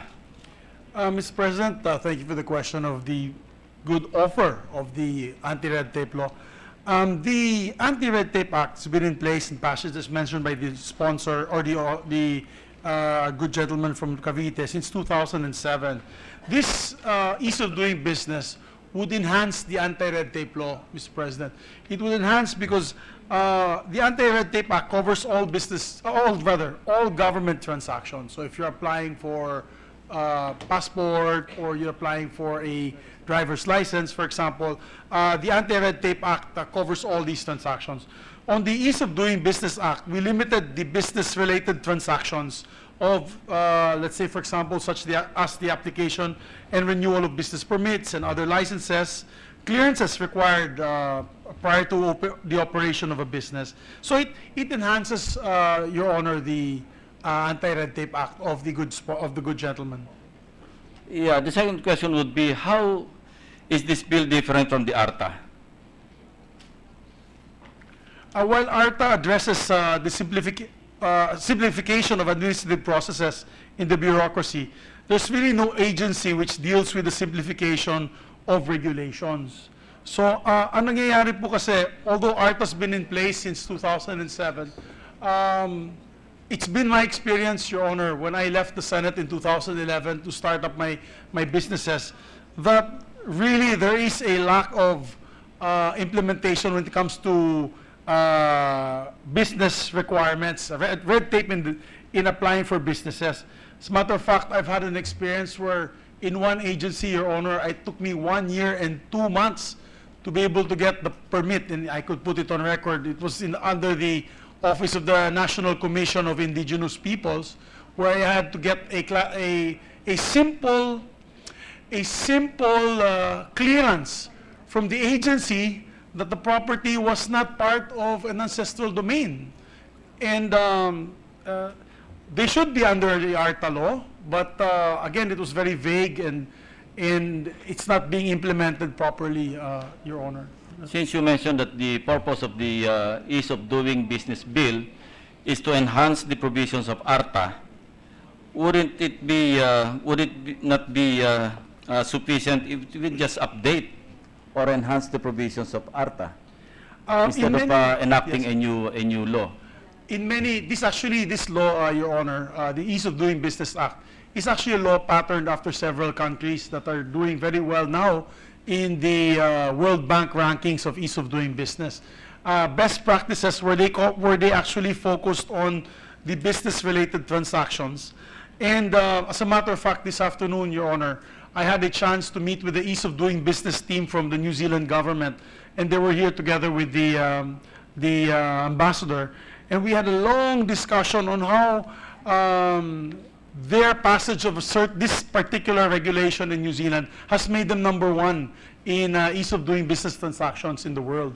So it might be the coverage of ARTA, Your Honor, is very large in scope. containing or concerning all government agencies. In this case, we're focusing it on business-related transactions, and we're putting up a commission under the DTI, by the way, which I will make a committee amendment later on, because under the proposed law, we plan to put up an independent commission. But after discussions with Senator Recto, we decided to make a committee amendment later on that will be under the DTI, wherein this commission under the DTI will now monitor all the government agencies in aid of the Civil Service Commission's work, wherein they will now come up with passing or failing marks to the government agencies dealing with business transactions, Your Honor.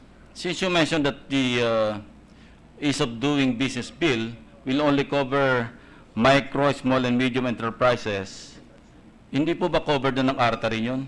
Kasi sabi nyo nga, comprehensive yung coverage ng ARTA. So necessarily, it also includes micro, small, and medium industries. Kasama po, Your Honor, yung big businesses as well. So, precisely my point. If it's already effective and being already in place and effective, in fact, being implemented by the executive branch, bakit pa po tayo magpapasa pa ng another legislation that will cover areas that are already covered by a law that was passed in 2007?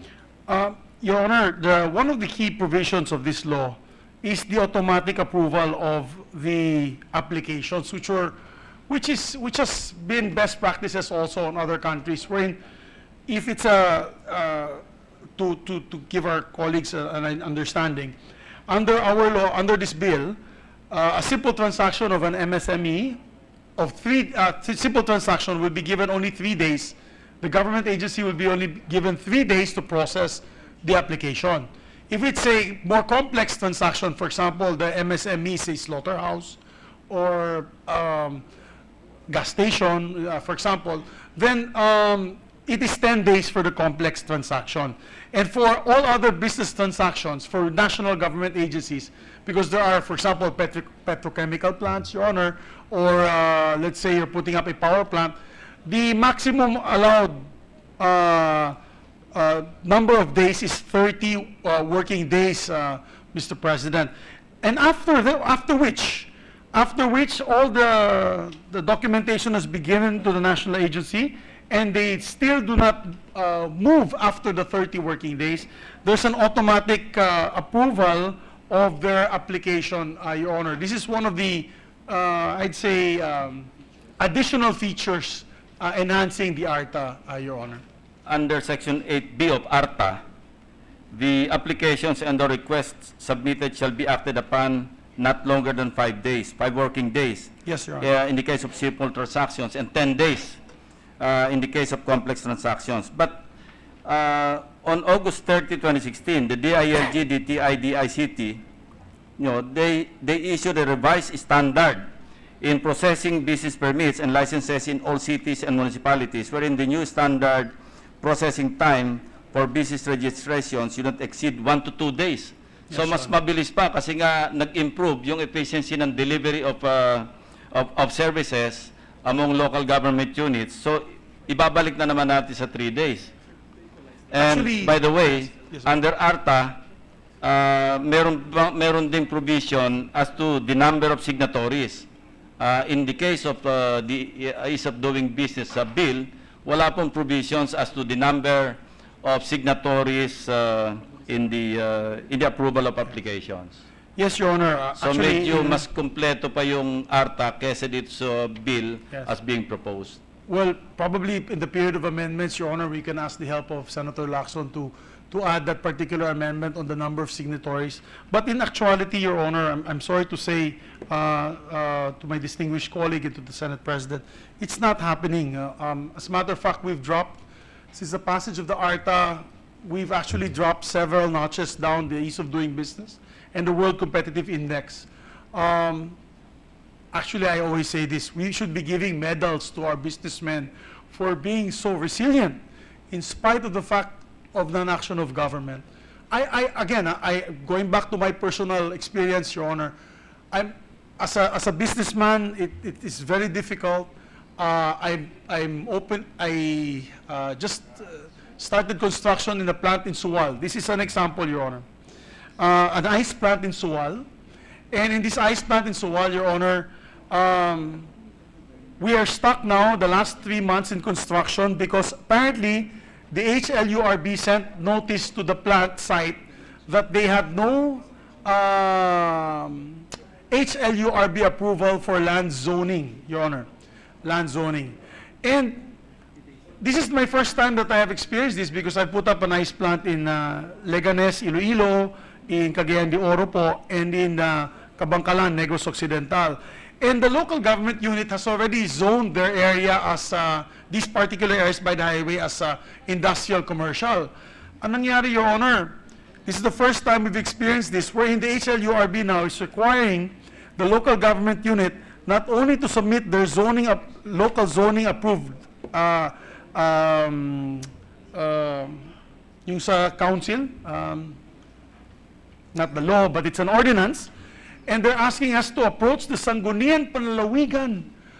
Sangguniang Panlalawigan sa province for small little ice plant po to approve the zoning of all that particular areas by the highway. So imagine the lobbying, imagine the length of time that the business has to wait, and we had a loan, so the loan is moving and we have to pay interest. So in actuality, Your Honor, it's not actually happening. Many of the government agencies and local government units are still giving us a hard time. Your 2 Honor. points, Mr. President. Yes, sir. What's the guarantee that if we enact this law, the implementation will be different from the implementation of ARTA? Yes, and the sir. second question, second point is, you're actually belying the ARTA report card survey undertaken by the Civil Service Commission. Ang sabi, 99%. Maybe your own experience belongs to the 1%.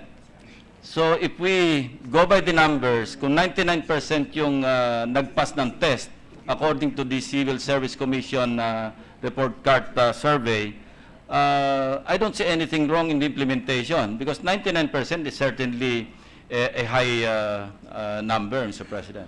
Mr. President, during all our hearings, and I've had 7 hearings on this, several technical working groups. We've had meetings I've spoken to the chambers of the Indian Chamber of Commerce, the European Chamber of Commerce, and each European nation, each of them have their Chamber of Commerce, Spanish Chamber of Commerce, Italian Chamber of Commerce, and our very own PCCI, Your Honor. 99% of them had the same complaint. Only 1% of them had no complaint. Kaya, siyempre, yung civil service is also another government agency. Maybe it's just trying to show that it's doing its job. But, Your Honor, in experience, and if you may talk to your friends in the business community, alam ko si Senator Lacson, maraming kaibigan yan from the Chinese Chamber and the Indian Chamber. If he asks them, that is the singular problem now of all businesses, is the difficulty of filing, the length of time of filing. And I guess if they complain, that is the difference, Your Honor, with this. We're going to create the EODB Commission. The EODB Commission is done by countries with the EODB law. This commission, Your Honor, is yung sumbungan ng lahat ng businessmen. Dati kasi, ngayon po, not even the businessmen know that they can run to the Civil Service Commission. But under the EODB Commission, under the DTI, they can run to them, file their complaints, and the EODB Commission is tasked to actually make their presence felt to the Cabinet Secretary or the Undersecretaries in charge or the officers in charge, and they come up with a report card, a new report card for this time coming from businessmen on the ease of doing business of their agency. So, at the same time, the EODB, Your Honor, to my distinguished colleague from Cavite, will also be in charge of doing the filing, necessary filing with the Ombudsman, because we're putting criminal penalties, as well as to the civil service for action on the erring officials, Your Honor. If the bottleneck is in the local government units, and I'm sure Valenzuela is not included, ano? Yes, sir. Kasi nandito si Sherwin. Number 1 po sila sa... Number 1, lagi.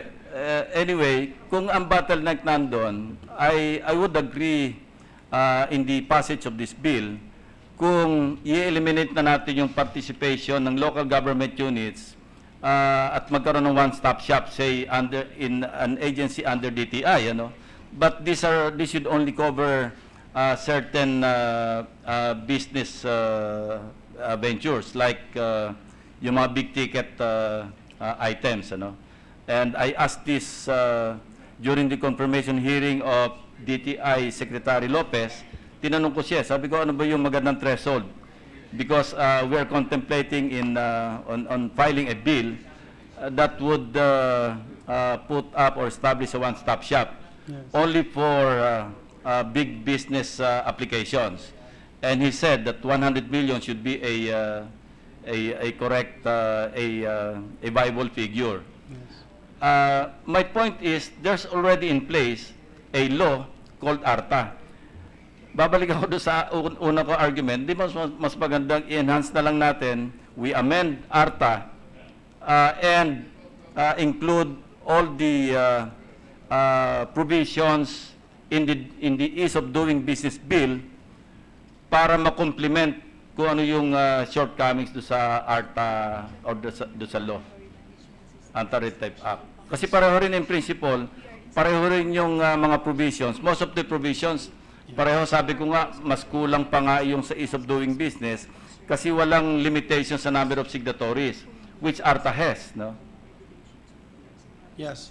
Thank you, Mr. President. Pati yung automatic approval after the lapse of so many days. Yes, Mr. President.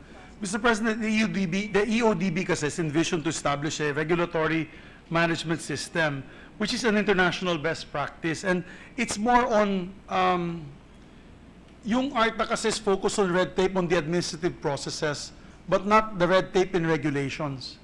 And ARTA fails to take into account this issue whether regulations imposed by agencies are burdensome or not in the business community. So that seems to be the bottleneck there, Your Honor. And I hope the project repeal, right now the DTI, together with Mr. Bill Luz of the National Competitive Council, they've got this project called Project Repeal. All unnecessary, inefficient, outdated, and redundant laws are repealed or weeded out. And this is part of our regulatory management system function of the EODB Commission, Your Honor. And if we amend the ARTA law, we could, as a matter of fact, the good gentleman and offer, sponsor. By the way, Senator Villanueva was my counterpart in the House. Yes, sir. He authored it and he sponsored it in the House of Representatives way back in 2006. Kaya naipasa ito. So dalawa kaming interesado rito sa bill mo, Mr. President, distinguished sponsor. Anyway, moving on. Yes, sir. How does this bill, EODB, for brevity, intend to reduce graft and corruption in business registration? Yes. First we start, the process is very clear under the law. Under the first section, when we pass the law, Section 5 requires all government offices, lahat ng LGU, lahat ng national government agencies in their business, where you do transactions, to come up with their master checklist. No more, no less. If it's A to Z po yan, No. That is published on their website and in their place of transaction, duly certified by the EODB Commission. Kasi pag hindi na-certify yan, baka paiba-iba po. Once that is there, the business entity now can go to, for example, the mayor's office for application of business permit. He gets the list, he complies the list, and when he gives the list, tatatakan po yung kanyang dokumento. Ito yung item number, received. Papatak na po yung oras. If it is a simple transaction, like for example, a sari-sari store in a certain barangay, then 3 days po yung maximum. Mr. President, Yes, Your Honor. para hindi magtagal, nasa ARTA na rin po yan eh. Opo, it has, but it's not being implemented, Your Honor. To be honest, Your The Honor. problem is implementation, not the Yes, law, sir. Mr. President. And also, sir, Your Honor, the Civil Service Commission, in their meetings with us, have admitted to us that they're undermanned in monitoring all government agencies. As a matter of fact, the report card that they come out with is due to the fact of the lack of feedback mechanism from the people. Siyempre kung walang feedback, di pasado.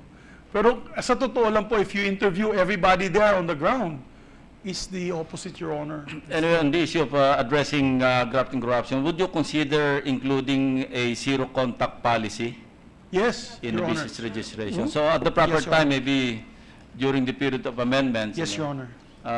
we'll introduce that amendment, yung zero-contact. Kasi yung graft and corruption talagang Yes, Your nasa contact. Pag nagkaroon ng human contact, doon talaga Your mayroong graft and corruption. As a matter of fact, Your Honor, para we have no argument and debate, I would like the gentleman from Cavite to be made principal sponsor and author as well of this said measure, because he has a bill. And it's in the Civil Service Committee of Senator Trillanes. But we can most of his amendments could be incorporated here, and it could be a Lacson Zubiri move, Your Honor. But the Lacson law is already in place, Mr. President. Dagdag na lang po ito. Bonus na lang po ito. The Bonus Anti-discrimination na lang Act po of ito. the 2007.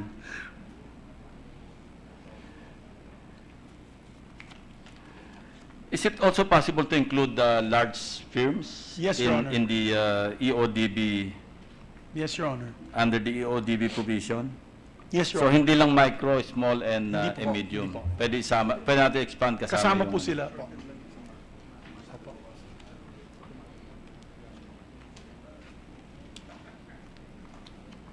How about the necessity for the establishment of a one-stop shop? Kasama sa... Yes, Your Honor. It's kasama po natin sa section 12. But No, for large firms, because you only cover micro, small, and medium. And there's no provision for one-stop shop for large firms. Your Honor, in the Yun po yung nagdadala ng malaking investment sa ating country.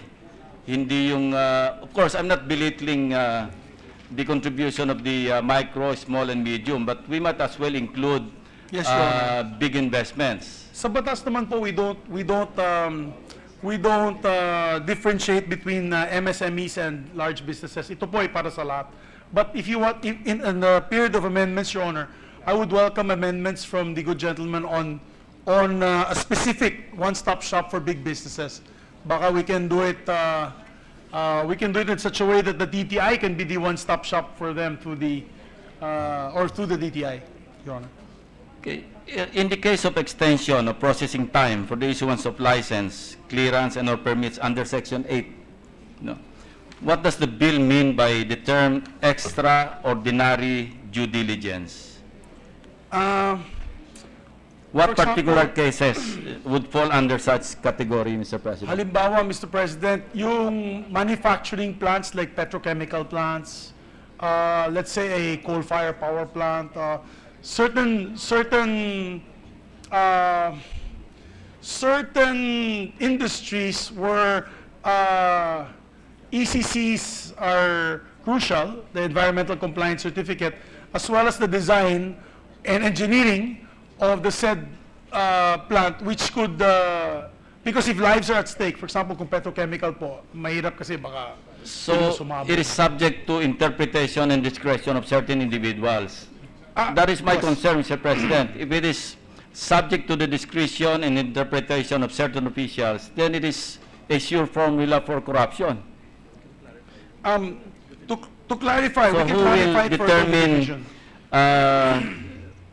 if it is an extraordinary, or who will conduct the extraordinary due diligence, Mr. President? I understand the human point beings. of, I understand the point of Senator So Lacson. how would we correct? What we could do, Mr. President, is on the proper time, maybe we can make a clearer definition on this particular provision. Here in our proposal, it can only be extended once. Of course, there's also a reasonable period when the extension will be held, no? But yes, we can further enhance this, Your Honor. But the reason why we put this is because there are some government agencies that request, like for example, a little bit more time. There's a technical evaluation, na hindi kayanan ng 30 working days, Your Honor. But as a whole, 30 working days yung ating pegged time. Yun nga, again, how is it different from ARTA? Because there's automatic approval after a lapse of, say, 30 days. Under ARTA, it's 10 days. Okay. In this particular another provision, it can only be extended once, Your Honor, for another 30 days. In ARTA, you can extend it. Nangyayari, nagiging continuous yung extension, Your Honor. So we put a cap on the date on this particular business transaction. Anyway, Mr. President, with respect to the provision of the bill on automated business permits and licensing services, what does the bill mean when it pertains to qualified local government units? Kindly give specific examples Saan yun? of this, Mr. President. I'll ask Qualified local government units. What section, sir? What So- section is this? So what section so we can follow? Section 9 ba ito? Section. Section 9? 13. Nasa 9 ba yan? Section 13 po, or? Yan yung ano, Section yung 9? local government. Nasa 9 na yata.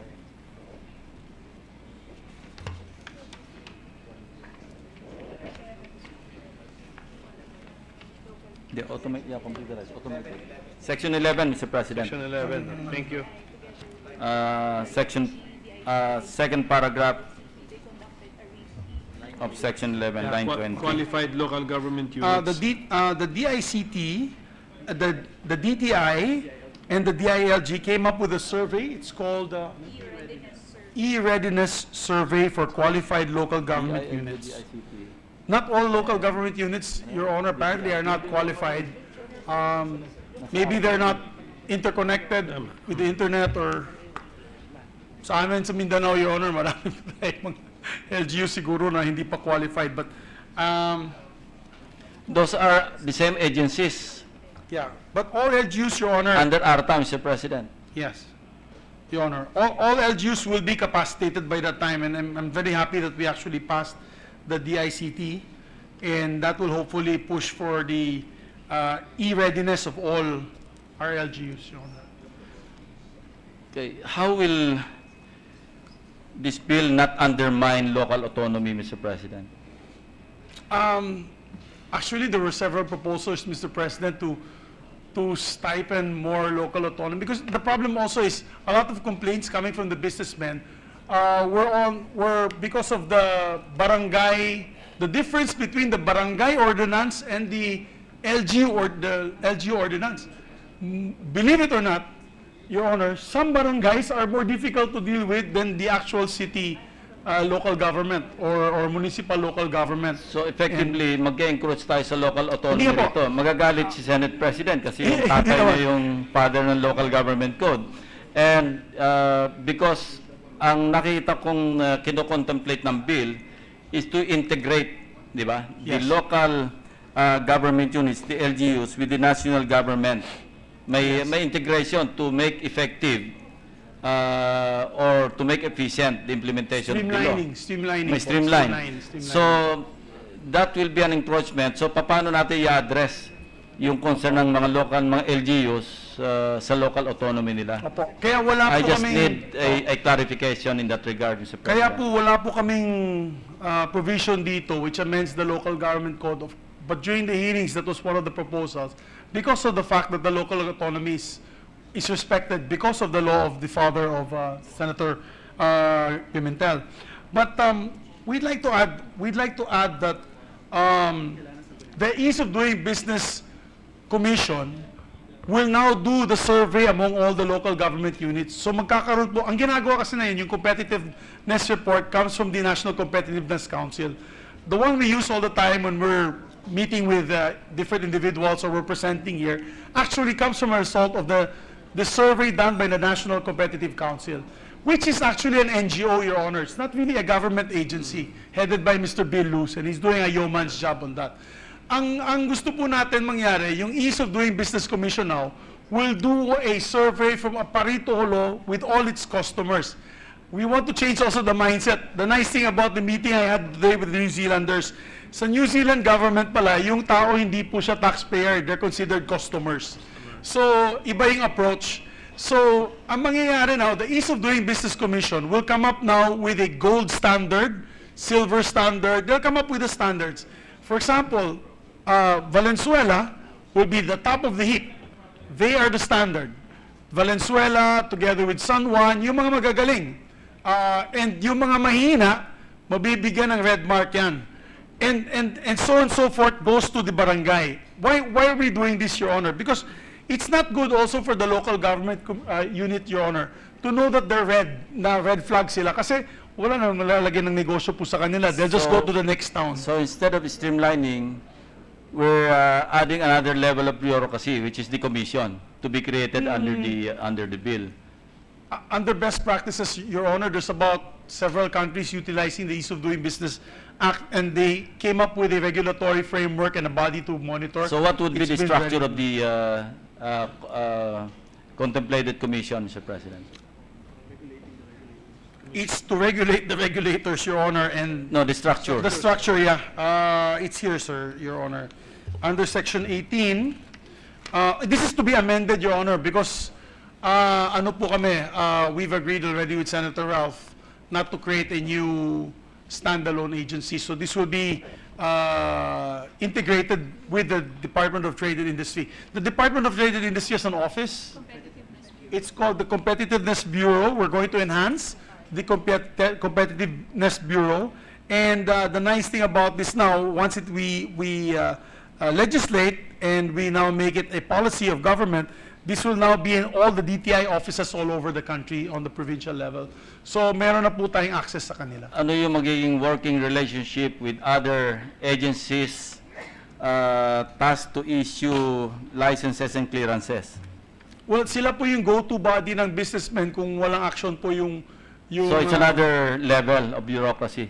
Opo, kasi sa civil service naman po So we're yung... not streamlining.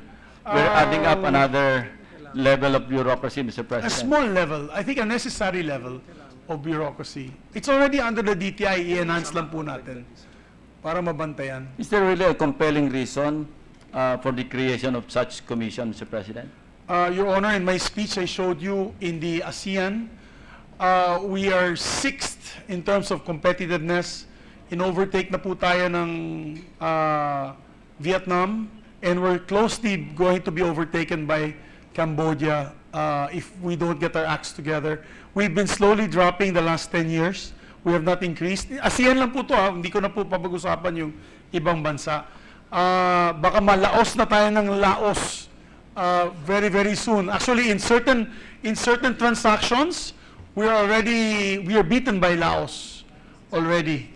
See, ito po, starting a business in the Philippines has 16 procedures. This is the Global Competitiveness Report of 2015.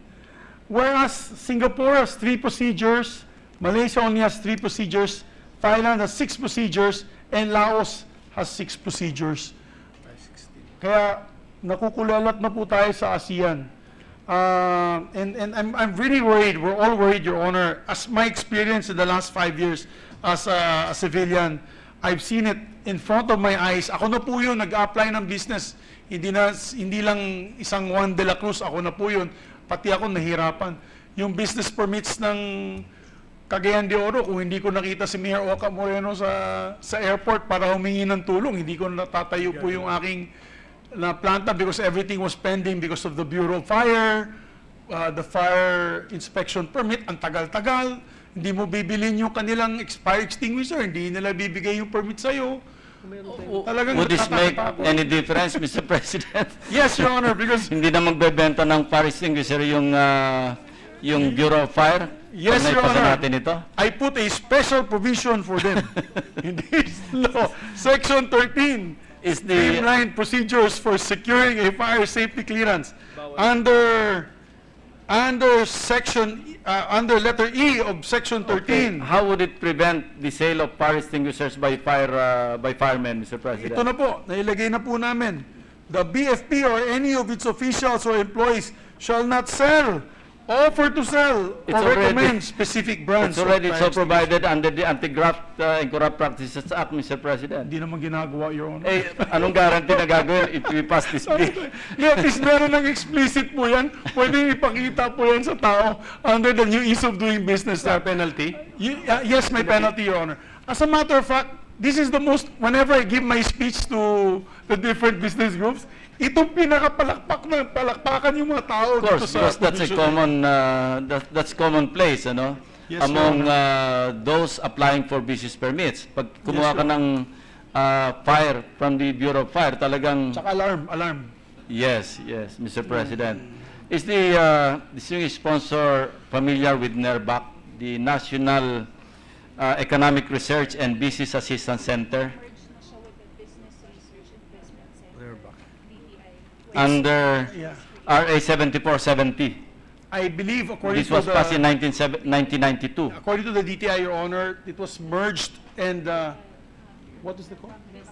Business Research and Investment Center and converted into the Go Negosyo Center to avoid duplication. So, anong relasyon ngayon ng commission do sa NERBAC, do sa National Economic Research and Business Assistance Center? Existing nga, hindi pa naman yun tinatanggal, di ba?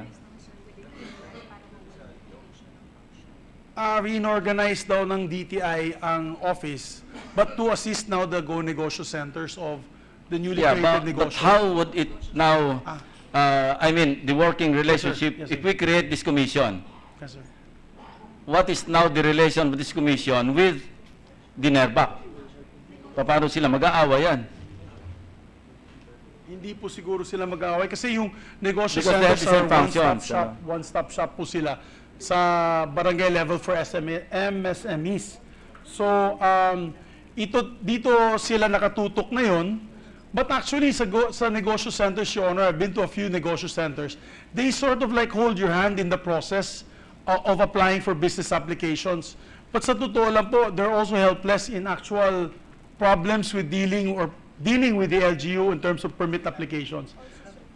So what we're saying here is, there's a problem in the implementation. Always, Your There's no inadequacy as far as legislation is concerned.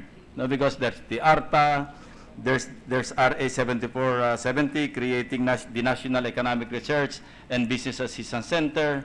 So, and we're here now trying to pass another legislation with similar functions, similar provisions.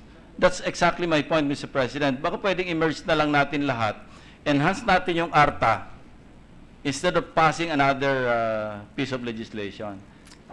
Nag-overlap na po, Mr. President. Again, Your Honor, I'd like to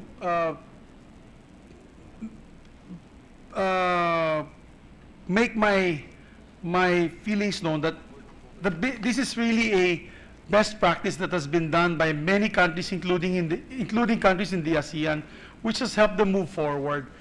Each ASEAN country also has an anti-red tape legislation for all government transactions, but they focused on business, which has increased their foreign direct investment and local direct investment tenfold. Thailand has done this. I believe Kuala Lumpur was Malaysia was one of the first to push for the ease of doing business as well in their country. So, kung focus, ako po, I agree with Senator Lacson. Kung may mga iba pa mga government transactions dyan na nagiging corrupt itong mga dealings na ito, dapat ikulong natin yan. But as chairman of the Committee on Trade and Industry and Trade and Commerce, I'm focused on the business community and the economy as a whole. And this, I believe, Your Honor, will strongly help our economy move forward. In this time pa naman that the President is pushing for he's pushing for less red tape in business transactions. In each of his messages with the business community, he always brags about his achievements in Davao in fixing the red tape. And whenever he mentions that, it's obvious that he does not know that there's actually a law. It does not have to be said. It actually has to be implemented.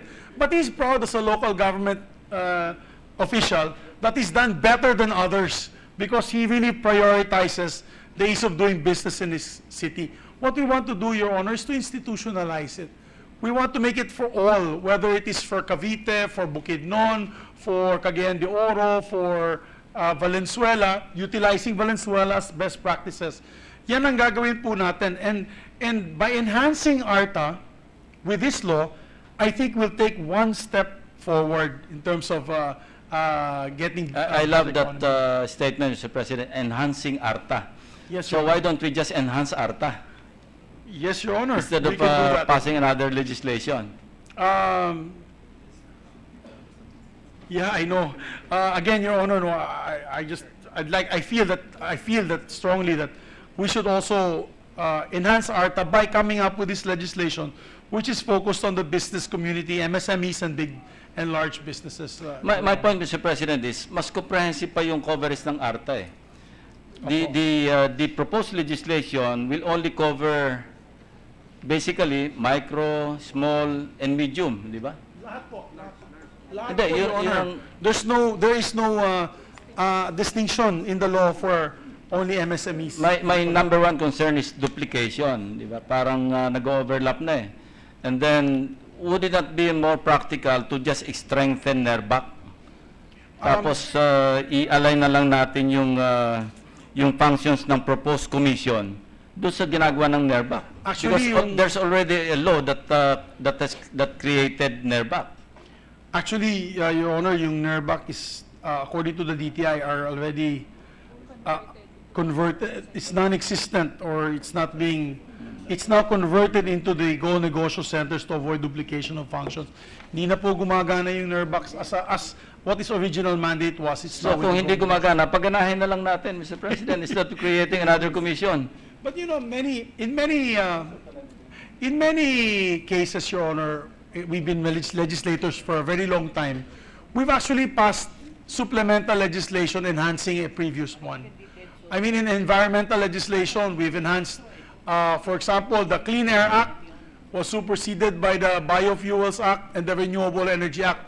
They all want clean air, but we enhanced it by creating these other laws. So, pwede naman po eh. There's really no duplication in function, but at least this one is prioritizing the business sector because we're really trying to bring in investments, job opportunities.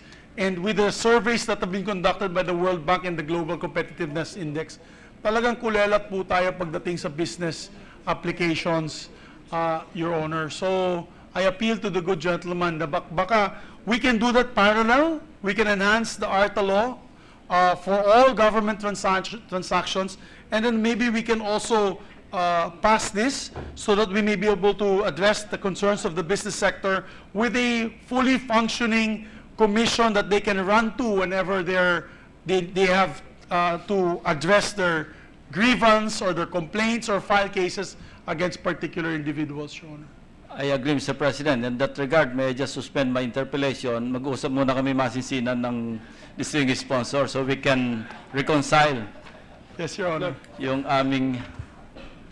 Ayan, tatayo pa si Joel, si Senator Your Honor. Villanueva. So may I just suspend Yes, my Your Honor, interpellation? I gladly would like to discuss this Yeah. one by one with Senator Lacson. Thank you, Mr. President, and Thank thank you, you, distinguished sponsor.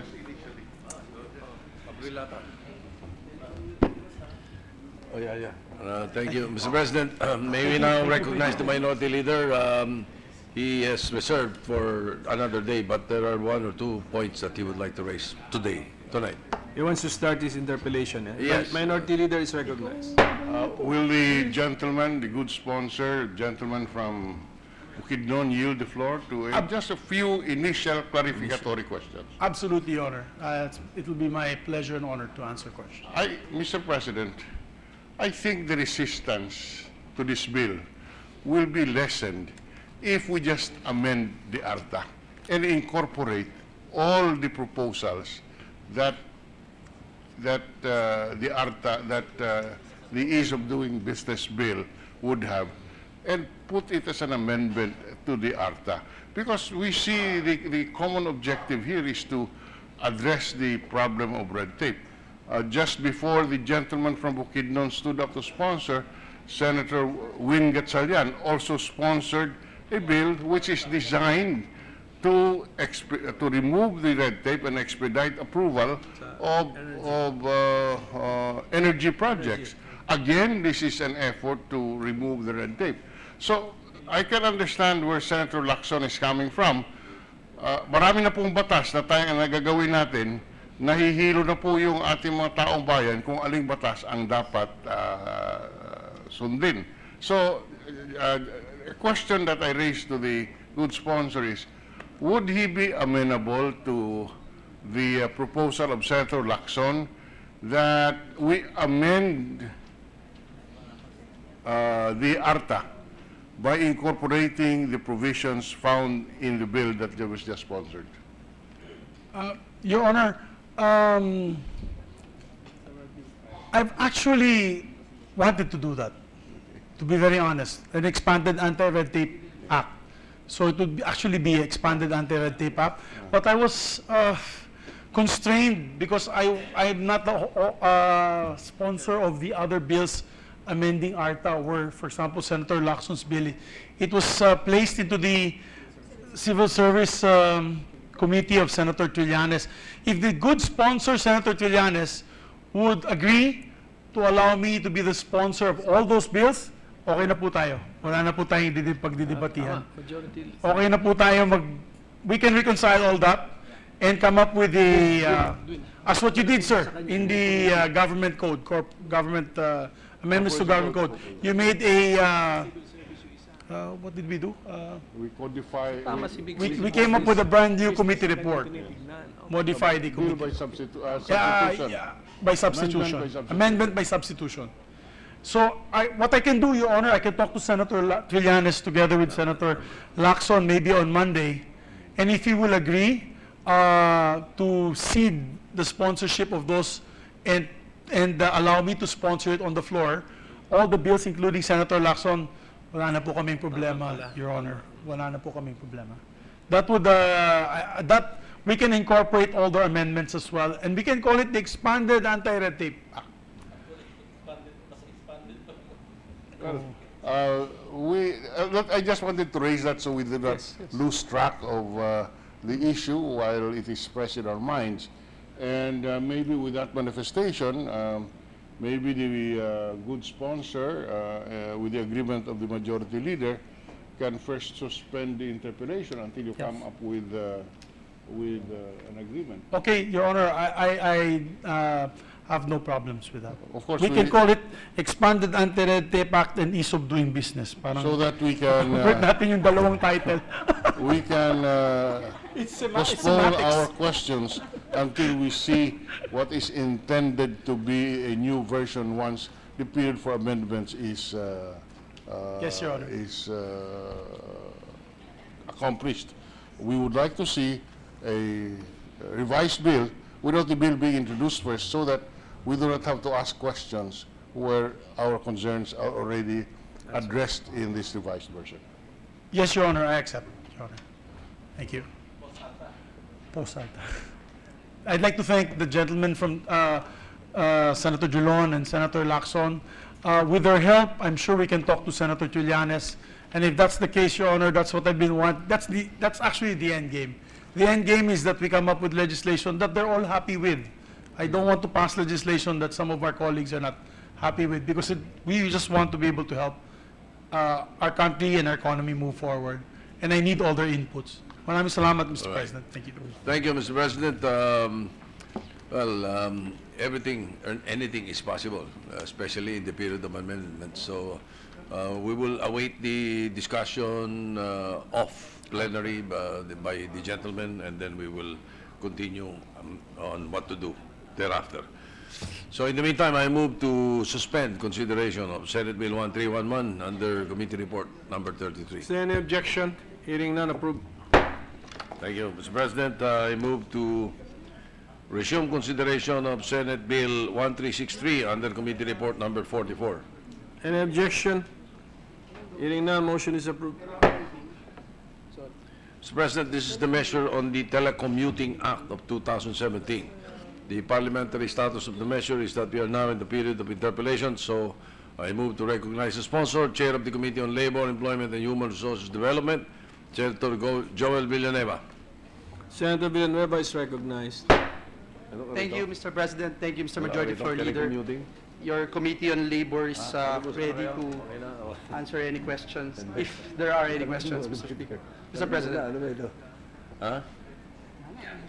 The Minority Leader, Mr. President. Minority Leader is recognized. Thank you, Mr. President. Will the gentleman sponsor yield the floor to a few questions? Gladly, Mr. President. Mr. President, can the good gentleman from Bulacan spread into the record the main features of this bill and the purpose for which the passage of this bill is being sought?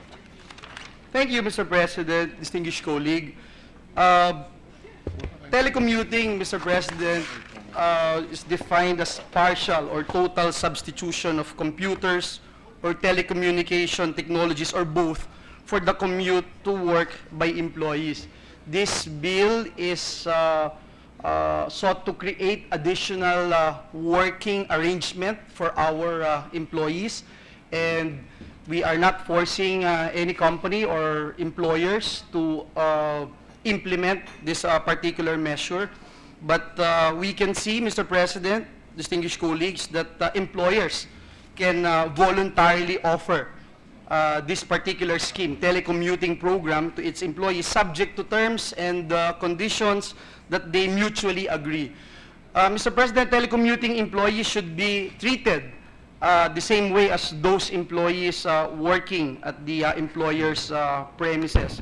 And one of the salient points of this measure is for employers that they'd be more responsible for taking the appropriate measures with regard to the software use for data protection and provisions of the data. That's why, Mr. President, provisions of the Data Privacy Act of 2013 shall also have supplementary effect.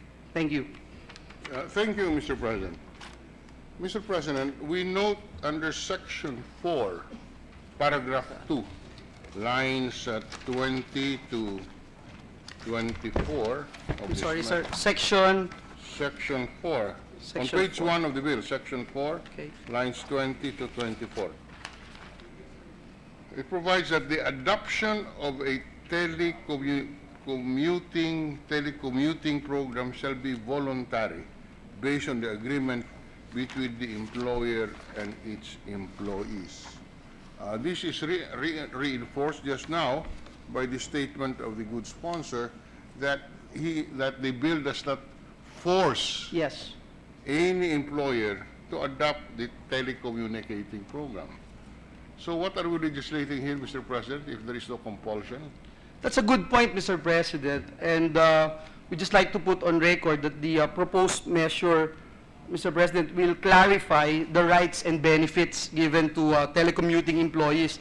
For example, Mr. President, one of the telecommuters that we talked with shared that his employer actually does not give him benefits since he is only working from home.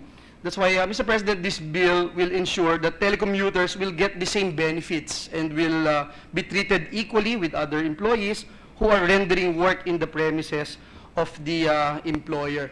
Mr. President, the bill will also clarify the responsibilities of the employer, especially with regard to the data protection.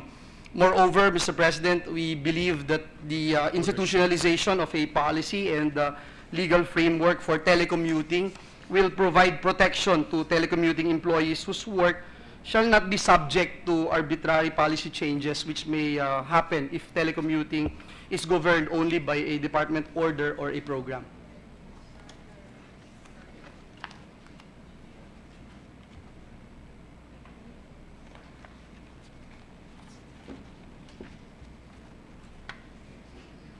So the purpose is to ensure that the benefits to telecommuting employees are equal to those regular employees who report to the place of business, place of work. Yes, Mr. President, that's one of the advantages and benefits of this measure that we are pursuing. Would that be covered right now by the labor standards legislation that and equality in pay? Unfortunately, does that have to be legislated? Unfortunately, Mr. President, during the committee hearings, we were able to discover some workers who are not being given benefits. Sinasabi po sa kanila, Mr. President, that anyhow you are working from home. And unfortunately, wala pong magawa yung mga telecommuters natin. They are somehow being classified as a part-time worker instead of a regular worker doing telecommuting work. Well, all right. We have no further questions. Thank you, Mr. President. Thank you to our distinguished Minority Floor Leader. Majority Leader. Thank you. Mr. President, my interest and curiosity was awakened by the points that were discussed. Just for my understanding, let me make as an example a head writer of our television program on noon time, Eid Bulaga. Our head writer does not go to work on Mondays and Tuesdays, but she works at home and does the script at home. She does not report for the main offices. She does not report in the television station. It is being tolerated and it is being allowed by the administration. Is that how you look at this proposed bill, the telecommuting? Yes, distinguished colleague, Mr. President, I think it is important that we put on record that telecommuting is one of the flexible working arrangements that we are having right now. In fact, if you look at our setup here in the Senate, we can actually fall under telecommuting working arrangement, considering that we are not required to report in our respective offices every single day for, during working hours, Mondays to Friday. There are several flexible working arrangements, Mr. President, and just to give you an example in how it differs from telecommuting, you have, for example, compressed work week. It refers to one where the normal work week is compressed to less than 6 days, but the total number of 48 hours per week remains. Another is gliding or flexi time, refers to work which may be completed within the establishment, but where they can determine their arrival and departure time. Third is fixed holidays schedule, to one where employees agree to avail the holidays at some other days, provided there is no diminution of resulting benefits. Mr. President, in telecommuting, the employee is allowed by the employer to complete his or her task in places outside the establishment or the place of work for at least 1 day a week. This necessarily entails ensuring and monitoring the performance of the workers despite their physical placement outside the immediate proximity of their survivors. And so to answer the question also of our Majority Floor Leader, this is voluntary, Mr. President. We are not forcing the employers to do this, but because there are a lot of advantages also that this particular measure will give. For example, yung employers po, Mr. President, sa halip na bumili ng maraming tables and chairs sa mas malaking opisina dahil maraming pumupunta dun sa office nila, magbabawas po sila ng kanilang cost doon, and ito na po yung nangyayari sa ilang mga kumpanya, lalo sa mga IT companies. With that, Mr. President, I believe that the distinguished sponsor will be supporting the amendments to the Solo Parents Welfare Act. Definitely. Because in one of the proposals, they have a number of proposals, but one of the proposals is allowing them flexibility in their work time, Yes. Definitely. which is not being allowed right now. So perhaps we can count on your support there. Mr. President, this representation will fully support the majority leader who is now being perceived as the no, that's not champion it's, of, Senator Ontiveros who will be sponsoring the measure. It will be Senator Ontiveros will be sponsoring the measure. I will merely co-sponsor it and propose the amendments. I wanted to crack a joke, but I will refrain from doing it.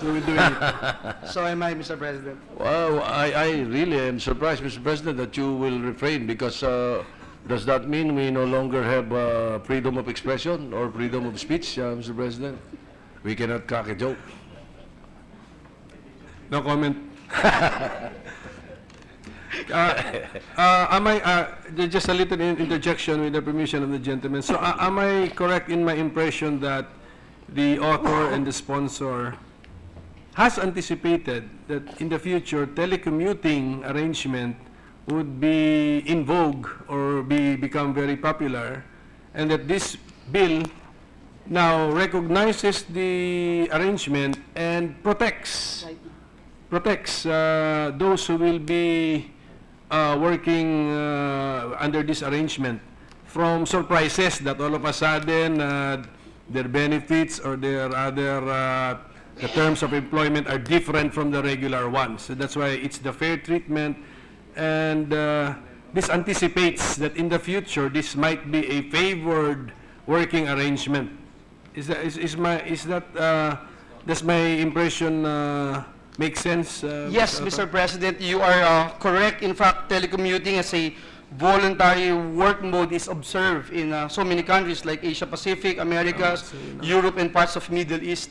Work types and components of work like in communication, animation, writing, architecture, among others. Mr. President, just to put on record, at this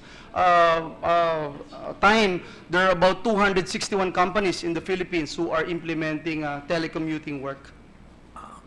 And did we receive complaints that they have been not properly According treated? from Dole, Mr. President, they have not received yet. Okay, so this is just to protect them, just in case, no?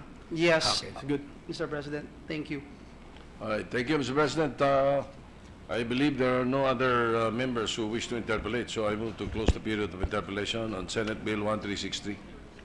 So any objection, hearing none, we close the period for interpellations. To give time to the members to perhaps propose their individual amendments. In the meantime, I move to suspend consideration of Senate Bill Thank you, 1363. Mr. President. Any Thank you, objection, Senator. hearing none, we suspend consideration of the measure.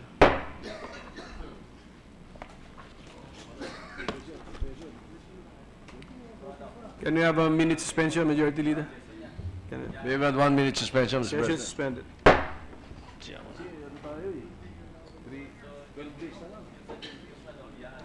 Ano pa next? So, G na lang?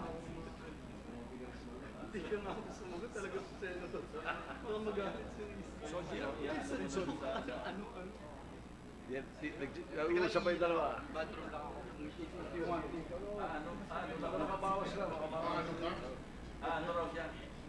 Ako rin.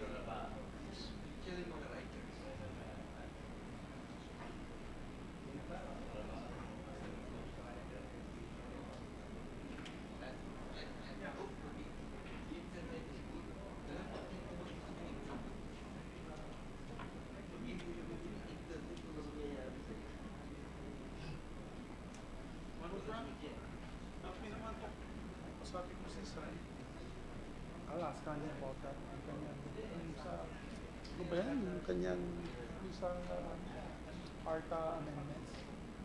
I'll ask him lang if he can just appoint me na lang to sponsor these. When I see him on Monday, okay, I'll talk to him. Thanks, boss.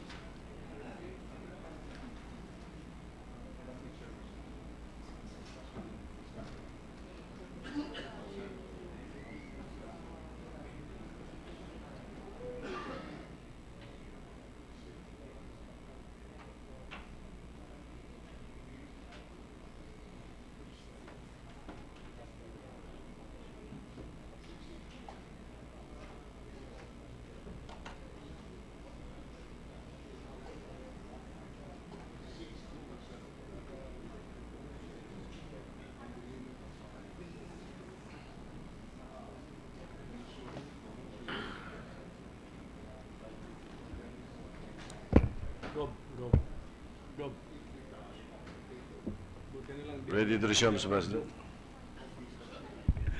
Session is resumed. Mr. President, I move to resume consideration of Senate Bill 1271 under Committee Report Number 17. Any objection? Hearing none, we now resume consideration of Senate Bill number 1271 under Committee Report number 17. Mr. President, this is the proposed measure on the Anti-Discrimination Act. Parliamentary status is, we're still in the period of interpellation. So I move to continue the interpellations between the sponsor, and recognize the sponsor, Senator Risa Ontiveros, and to interpellate Senator Joel Villanueva. Sponsor, Senator Ontiveros, and the Senator Villanueva are recognized. Thank you, Mr. Majority Floor Leader. Thank you, Mr. President. I was trying to compose myself and refresh from the previous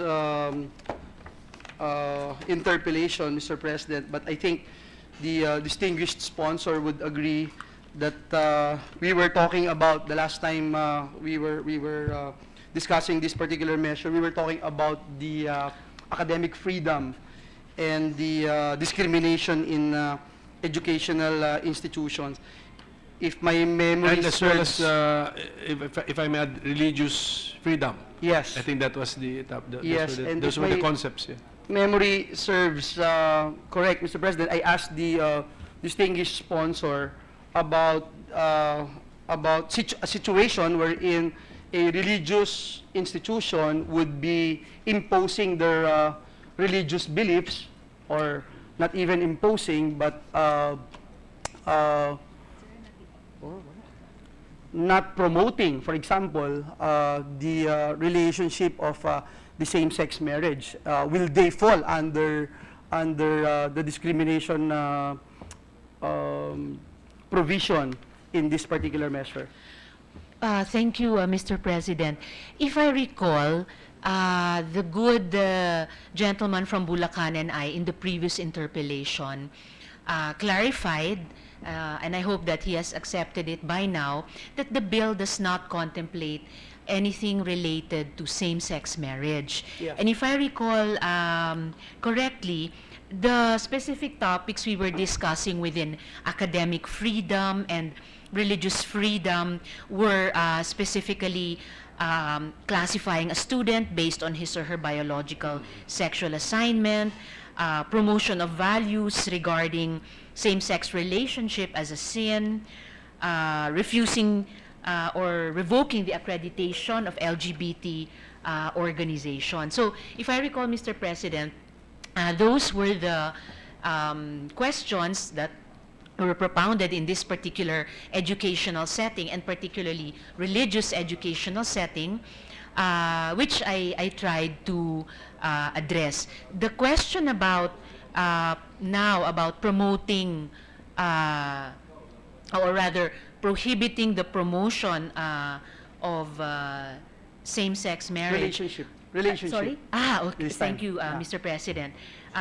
In that case, then I return to my previous responses that preaching against, or teaching rather, teaching against LGBT relationships as one expression of sexual orientation and gender identity would amount to or be equal to homophobia.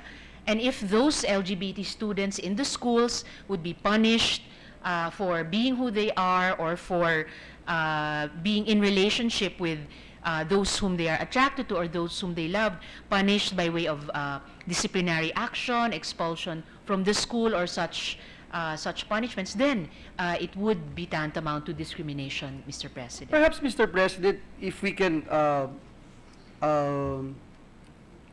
put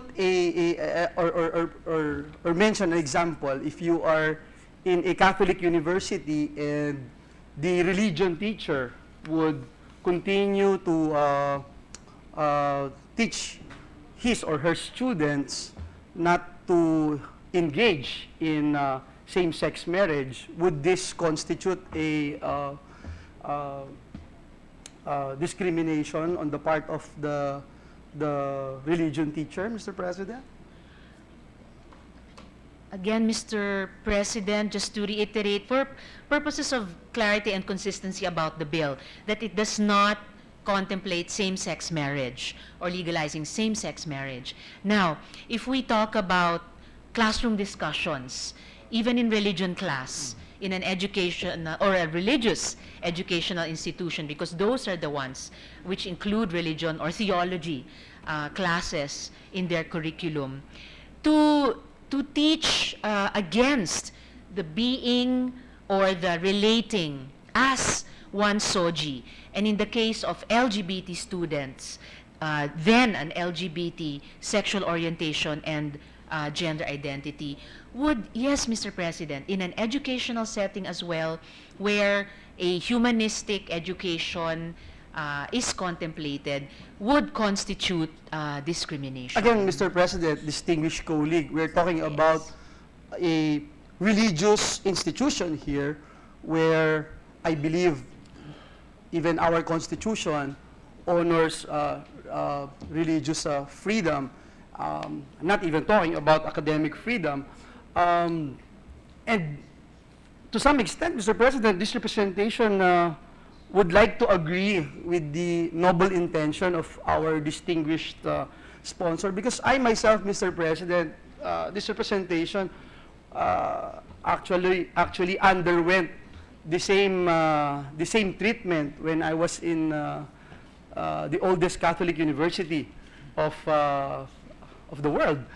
I remember, Mr. President, it's not even in religion class, a history teacher, and I would name her, Mr. President, Miss Santuangco, said during a discussion in class, Mr. President, that can you imagine, class, this student of ours, your classmate, who is the son of a religious leader, a son of a fundamentalist during that time, Mr. President.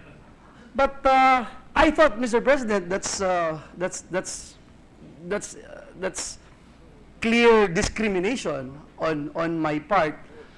But I thought, because perhaps it is the kind of faith or doctrine that they are preaching in that particular institution, wala rin naman pong gaanong batas na pupwede akong puntahan, Mr. President. So, again, I'm just sharing this personal experience, Mr. President, just to raise a point that, for example, in a Catholic or a religious institution where they preach, they believe that it is their part of their faith not to promote same-sex relationship, and then during their class they would be teaching this particular doctrine, and if a student would feel na he or she is being attacked in this particular setting, then the student will be able, will have the right to file charges against the professor or against the institution? Mr. President, certainly I would also have opposed the kind of religious discrimination that the gentleman from Bulacan suffered then, because the choice of one's faith and how one sees oneself as a creature and how one relates to God or a superior being, and through that lens to other human beings, is so much a part of being a human being. And teaching that belief is wrong or is a sin or is less than another spirituality was a promotion of stigma. I certainly agree. In the same way, Mr. President. And please don't get me wrong, Mr. President, distinguished colleague. If the professor is cursing or giving particular name-calling, for instance, Mr. President, I sincerely believe that the professor should be liable. Thank you, Mr. President, for that. And that's exactly the point I'm driving towards. In the same way that teaching that any other religion is less than the one being taught in that religious educational institution, or is even a sin, it is akin to teaching that homosexuality is a sin. It would be a promotion of stigma. Because, or perhaps especially in religious educational institutions that are sworn to a humanistic education, precisely because an individual soji, whether he or she is straight or is LGBT is so much a part of his or her humanity. How he or she sees himself or herself, how he or she is attracted to and loves and commits to and serves another human being. To teach that how one identifies oneself, how one expresses oneself through SOGI is a sin, that would be stigma, that would be discrimination. In the same way that to teach that any other religion or religious belief is a sin would be stigma. It is an act of discrimination. To reiterate, Mr. President, in the same way that we teach our kids not to be racist, not to be misogynistic, we also teach them not to be homophobic. And I look to the schools, the educational institutions, including our religious educational institutions, to partner the parents and the home in that endeavor because they remain educational institutions. Institutions of education which are imbued with public interest. It's the institution charged with, after the home, values formation. And shouldn't we be teaching children to be conscientious human beings and to be respectful to others, Mr. President? Again, Mr. President, distinguished colleague, I totally respect the points raised by the distinguished sponsor. But again, I'd like to point out the importance also of religious freedom, the academic freedom, and again, let me give you, Mr. President, a clear example. If someone feels, although he was born a male and he feels like he is on the other side of being a male, and the teacher addressed him as Miss, and the class started laughing, then will it constitute, I mean, the Violation. A violation, Mr. President? Well, Just a simple example like that, Mr. President. In fact, Mr. President, if a teacher were gender sensitive enough to address a student who had been born male at birth and is registered as such in the university or the college, but to address that student as her or she, if that student is a trans woman, then that would actually be a sign of respect and a sign of inclusivity. For the other class members or the classmates to laugh would then indicate to the teacher what educators call a teaching moment, or an opportunity or a challenge to further promote within the class that kind of gender sensitivity that the teacher himself or herself demonstrates. Just to enrich my response to the good gentleman's question, in fact, there was a similar case in UP Diliman, where a professor in this case refused to address a transgender student with a pronoun that is consistent with the student's gender identity. The professor cited religious beliefs, even in a secular university, Mr. President, as reason for her refusal to address the transgender student as And this is a male. public school, Mr. President. Yes, Mr. President, precisely. This is a public school, so it points out the need in all educational institutions, whether private, whether religious, whether public, or otherwise, for teachers as among the responsible adults in those learning institutions to be sensitive to their students of different SOGI and to be aware of teaching moments like that. And again, Mr. President, I agree, religious freedom is important. It is one of the freedoms that we have enshrined in our Constitution. Therefore, it is a freedom that enhances other freedoms. It is never that lesser creature of an excuse for anyone to be disrespectful. Again, Mr. President, distinguished colleague, I have no problems if it is public school, Mr. President. But when we're talking about religious educational institutions like Catholic schools, Muslim schools, etc., there's no question, Mr. President, that religious institutions respect one's humanity. However, Mr. President, it is also clear that certain religious teachings believe that, for instance, as if I may quote Senator Manny Pacquiao, when he said homosexuality is a sin, and it is he is just quoting, Mr. President, the holy book itself. Isn't it unfair, Mr. President, to characterize this as a creating a stigma when they are only acting, Mr. President, within the precepts of their religious beliefs, their religious teachings, Mr. President? Mr. President,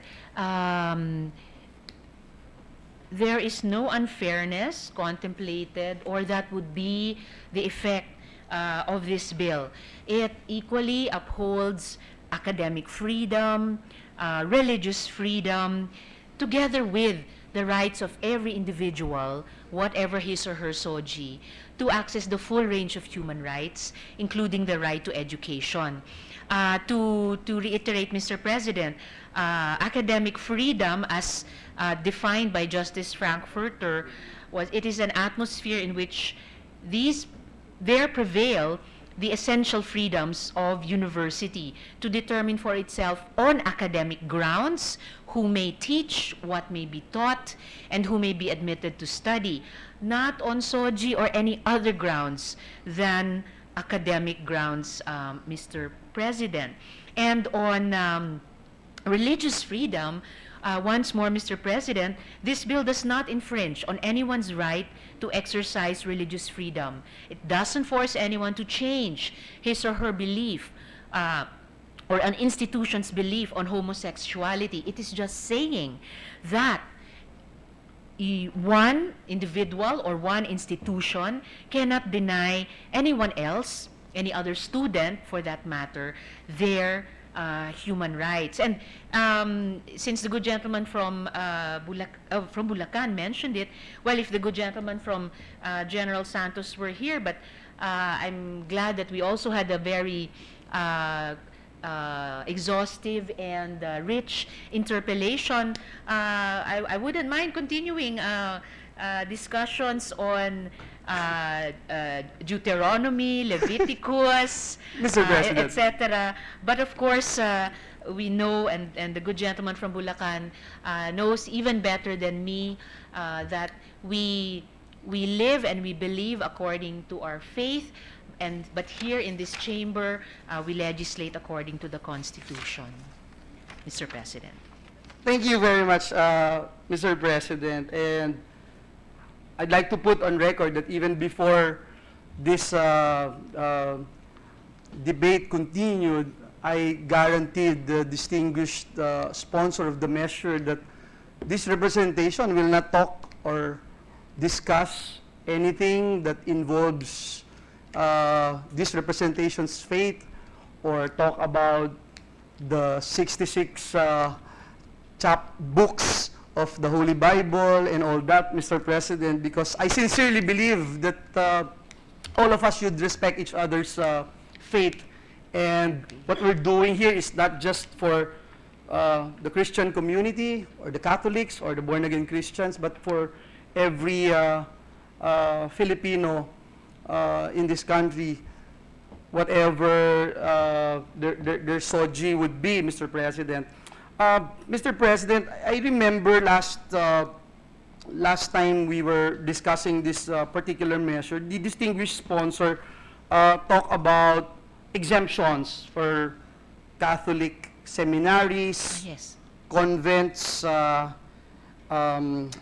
etc. And her stand on the application of religious non-discrimination would be in,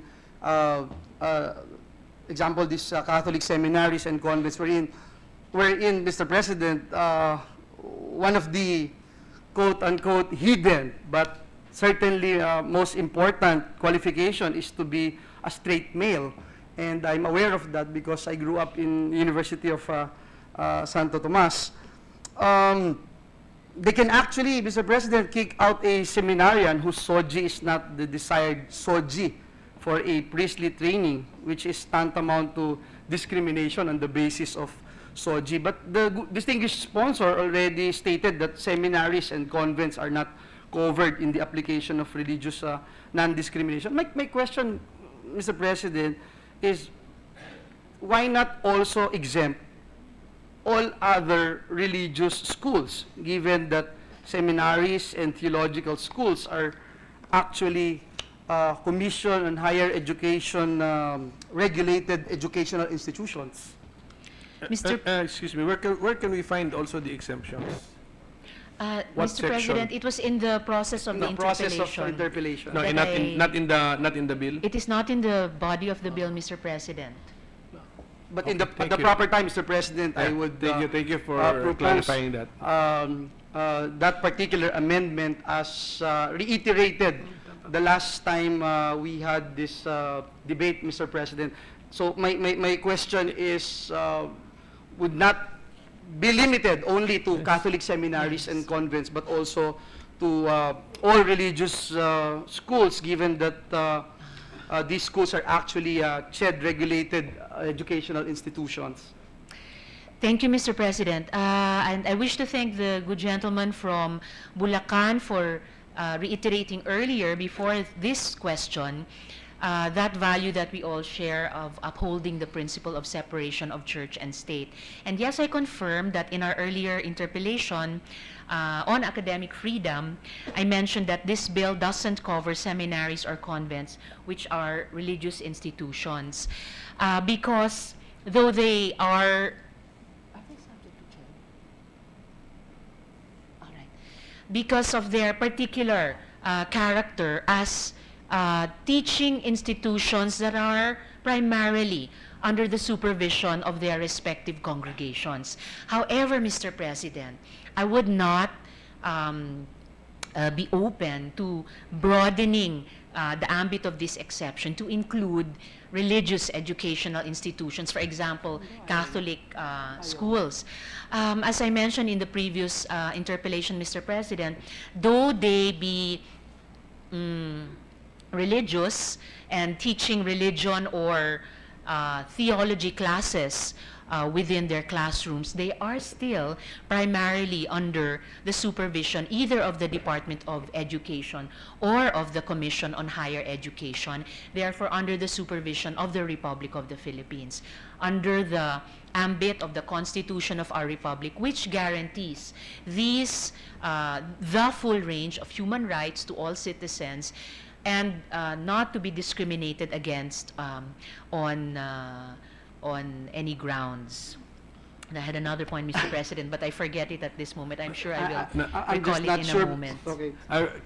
With your permission, allow me to interject. Since we're talking about the coverage, because there is also penalty. Yes, Mr. President. So when homosexuality is a sin, is taught in a religious educational institution during class, that would be a violation of this measure? Yes, Mr. Yes. President, it would be, because it would have the effect of stigmatizing and discriminating against members of the studentry who are of an LGBT SOGI. When the same doctrine is taught in a seminary, that would not be a violation of this measure. Not a violation of this measure, Mr. President, although, and this is outside the ambit of this bill, may I just share my observation as a Catholic laywoman myself, that I know these SOGI-based issues are also an issue over which people of faith who are of the LGBT SOGI struggle with. Even those who are LGBT and yet who feel the calling to a religious vocation. And we know there are priests who are gay, probably. We know there are nuns who are lesbian. And that SOGI is not something that diminishes anything from the passion of their love for God and serving Him or her through the people, but in fact, their humanity, their whole humanity, including their sexuality, comes into that service and that love. But again, since I said seminaries and convents are out of the Can I finish ambit my of the school, that's point? an And yes, because sorry, Mr. President. there's a penalty, there are penalties Yes, in the Mr. measure. President. So, okay, when the doctrine is taught in a school, although it's a religious school, it's a violation. Yes, Mr. When it is taught in seminary for those who are undergoing deeper theological study, it is not a violation. What if it is mentioned in a religious service like a mass? Would it be a violation?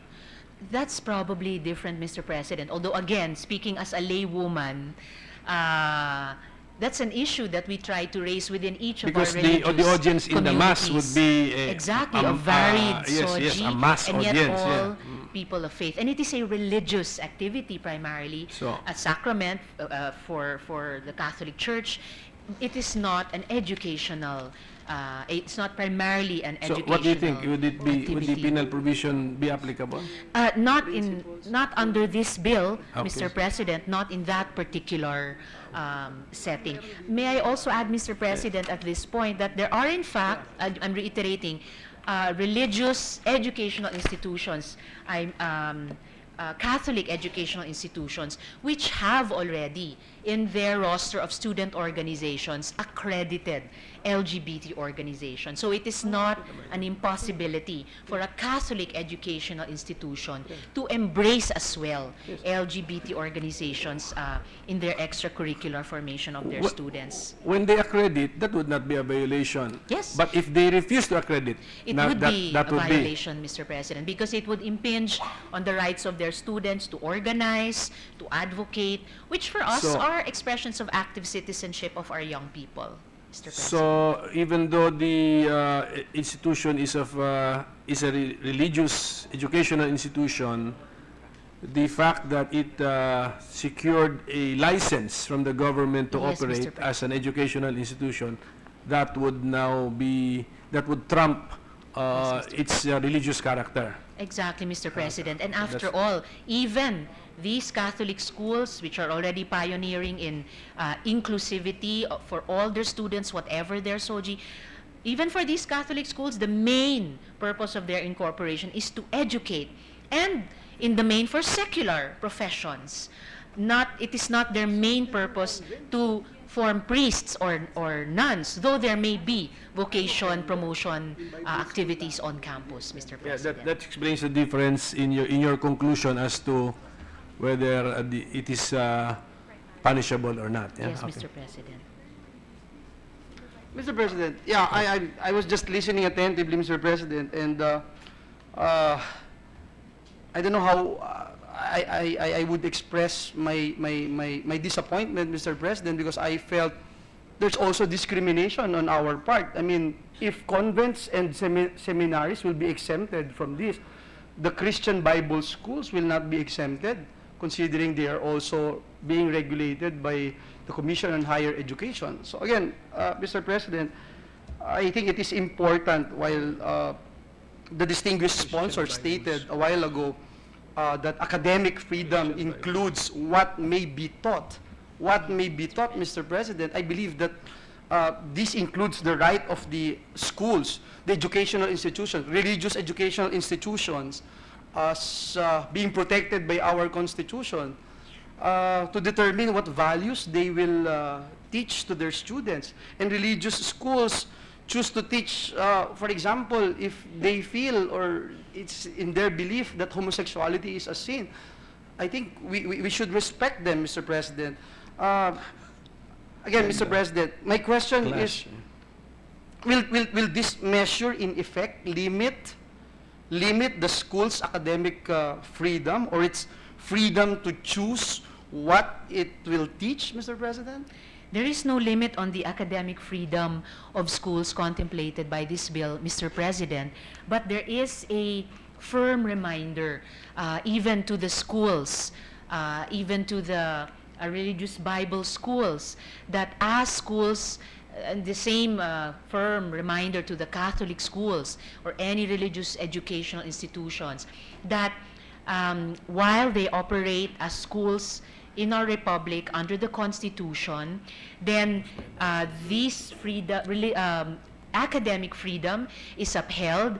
At the same time, the human right of the student to access a quality, affordable education with in Filipino, pinakamaluwag, the broadest atmosphere for him or her to gain an education. And I would also surmise, Mr. President, that religious Bible schools are not akin to seminaries and convents, because seminaries and convents would train priests and nuns, and I'm guessing that religious Bible schools are forming Mr. the whole President. community of the faithful, not but- just pastors. so- But It's that the is my same. educated guess, Mr. President. Hence not punishable, Mr. right? President. Hence, In seminaries if they and teach the convents. doctrine that homosexuality is a sin, that would not be punishable under this measure, right? Actually, Mr. If it's President, akin to the convent and the seminary. no, I'm saying, Mr. President, it's not exactly akin to. It's not exactly akin, Because okay. I know Sorry. that in convents and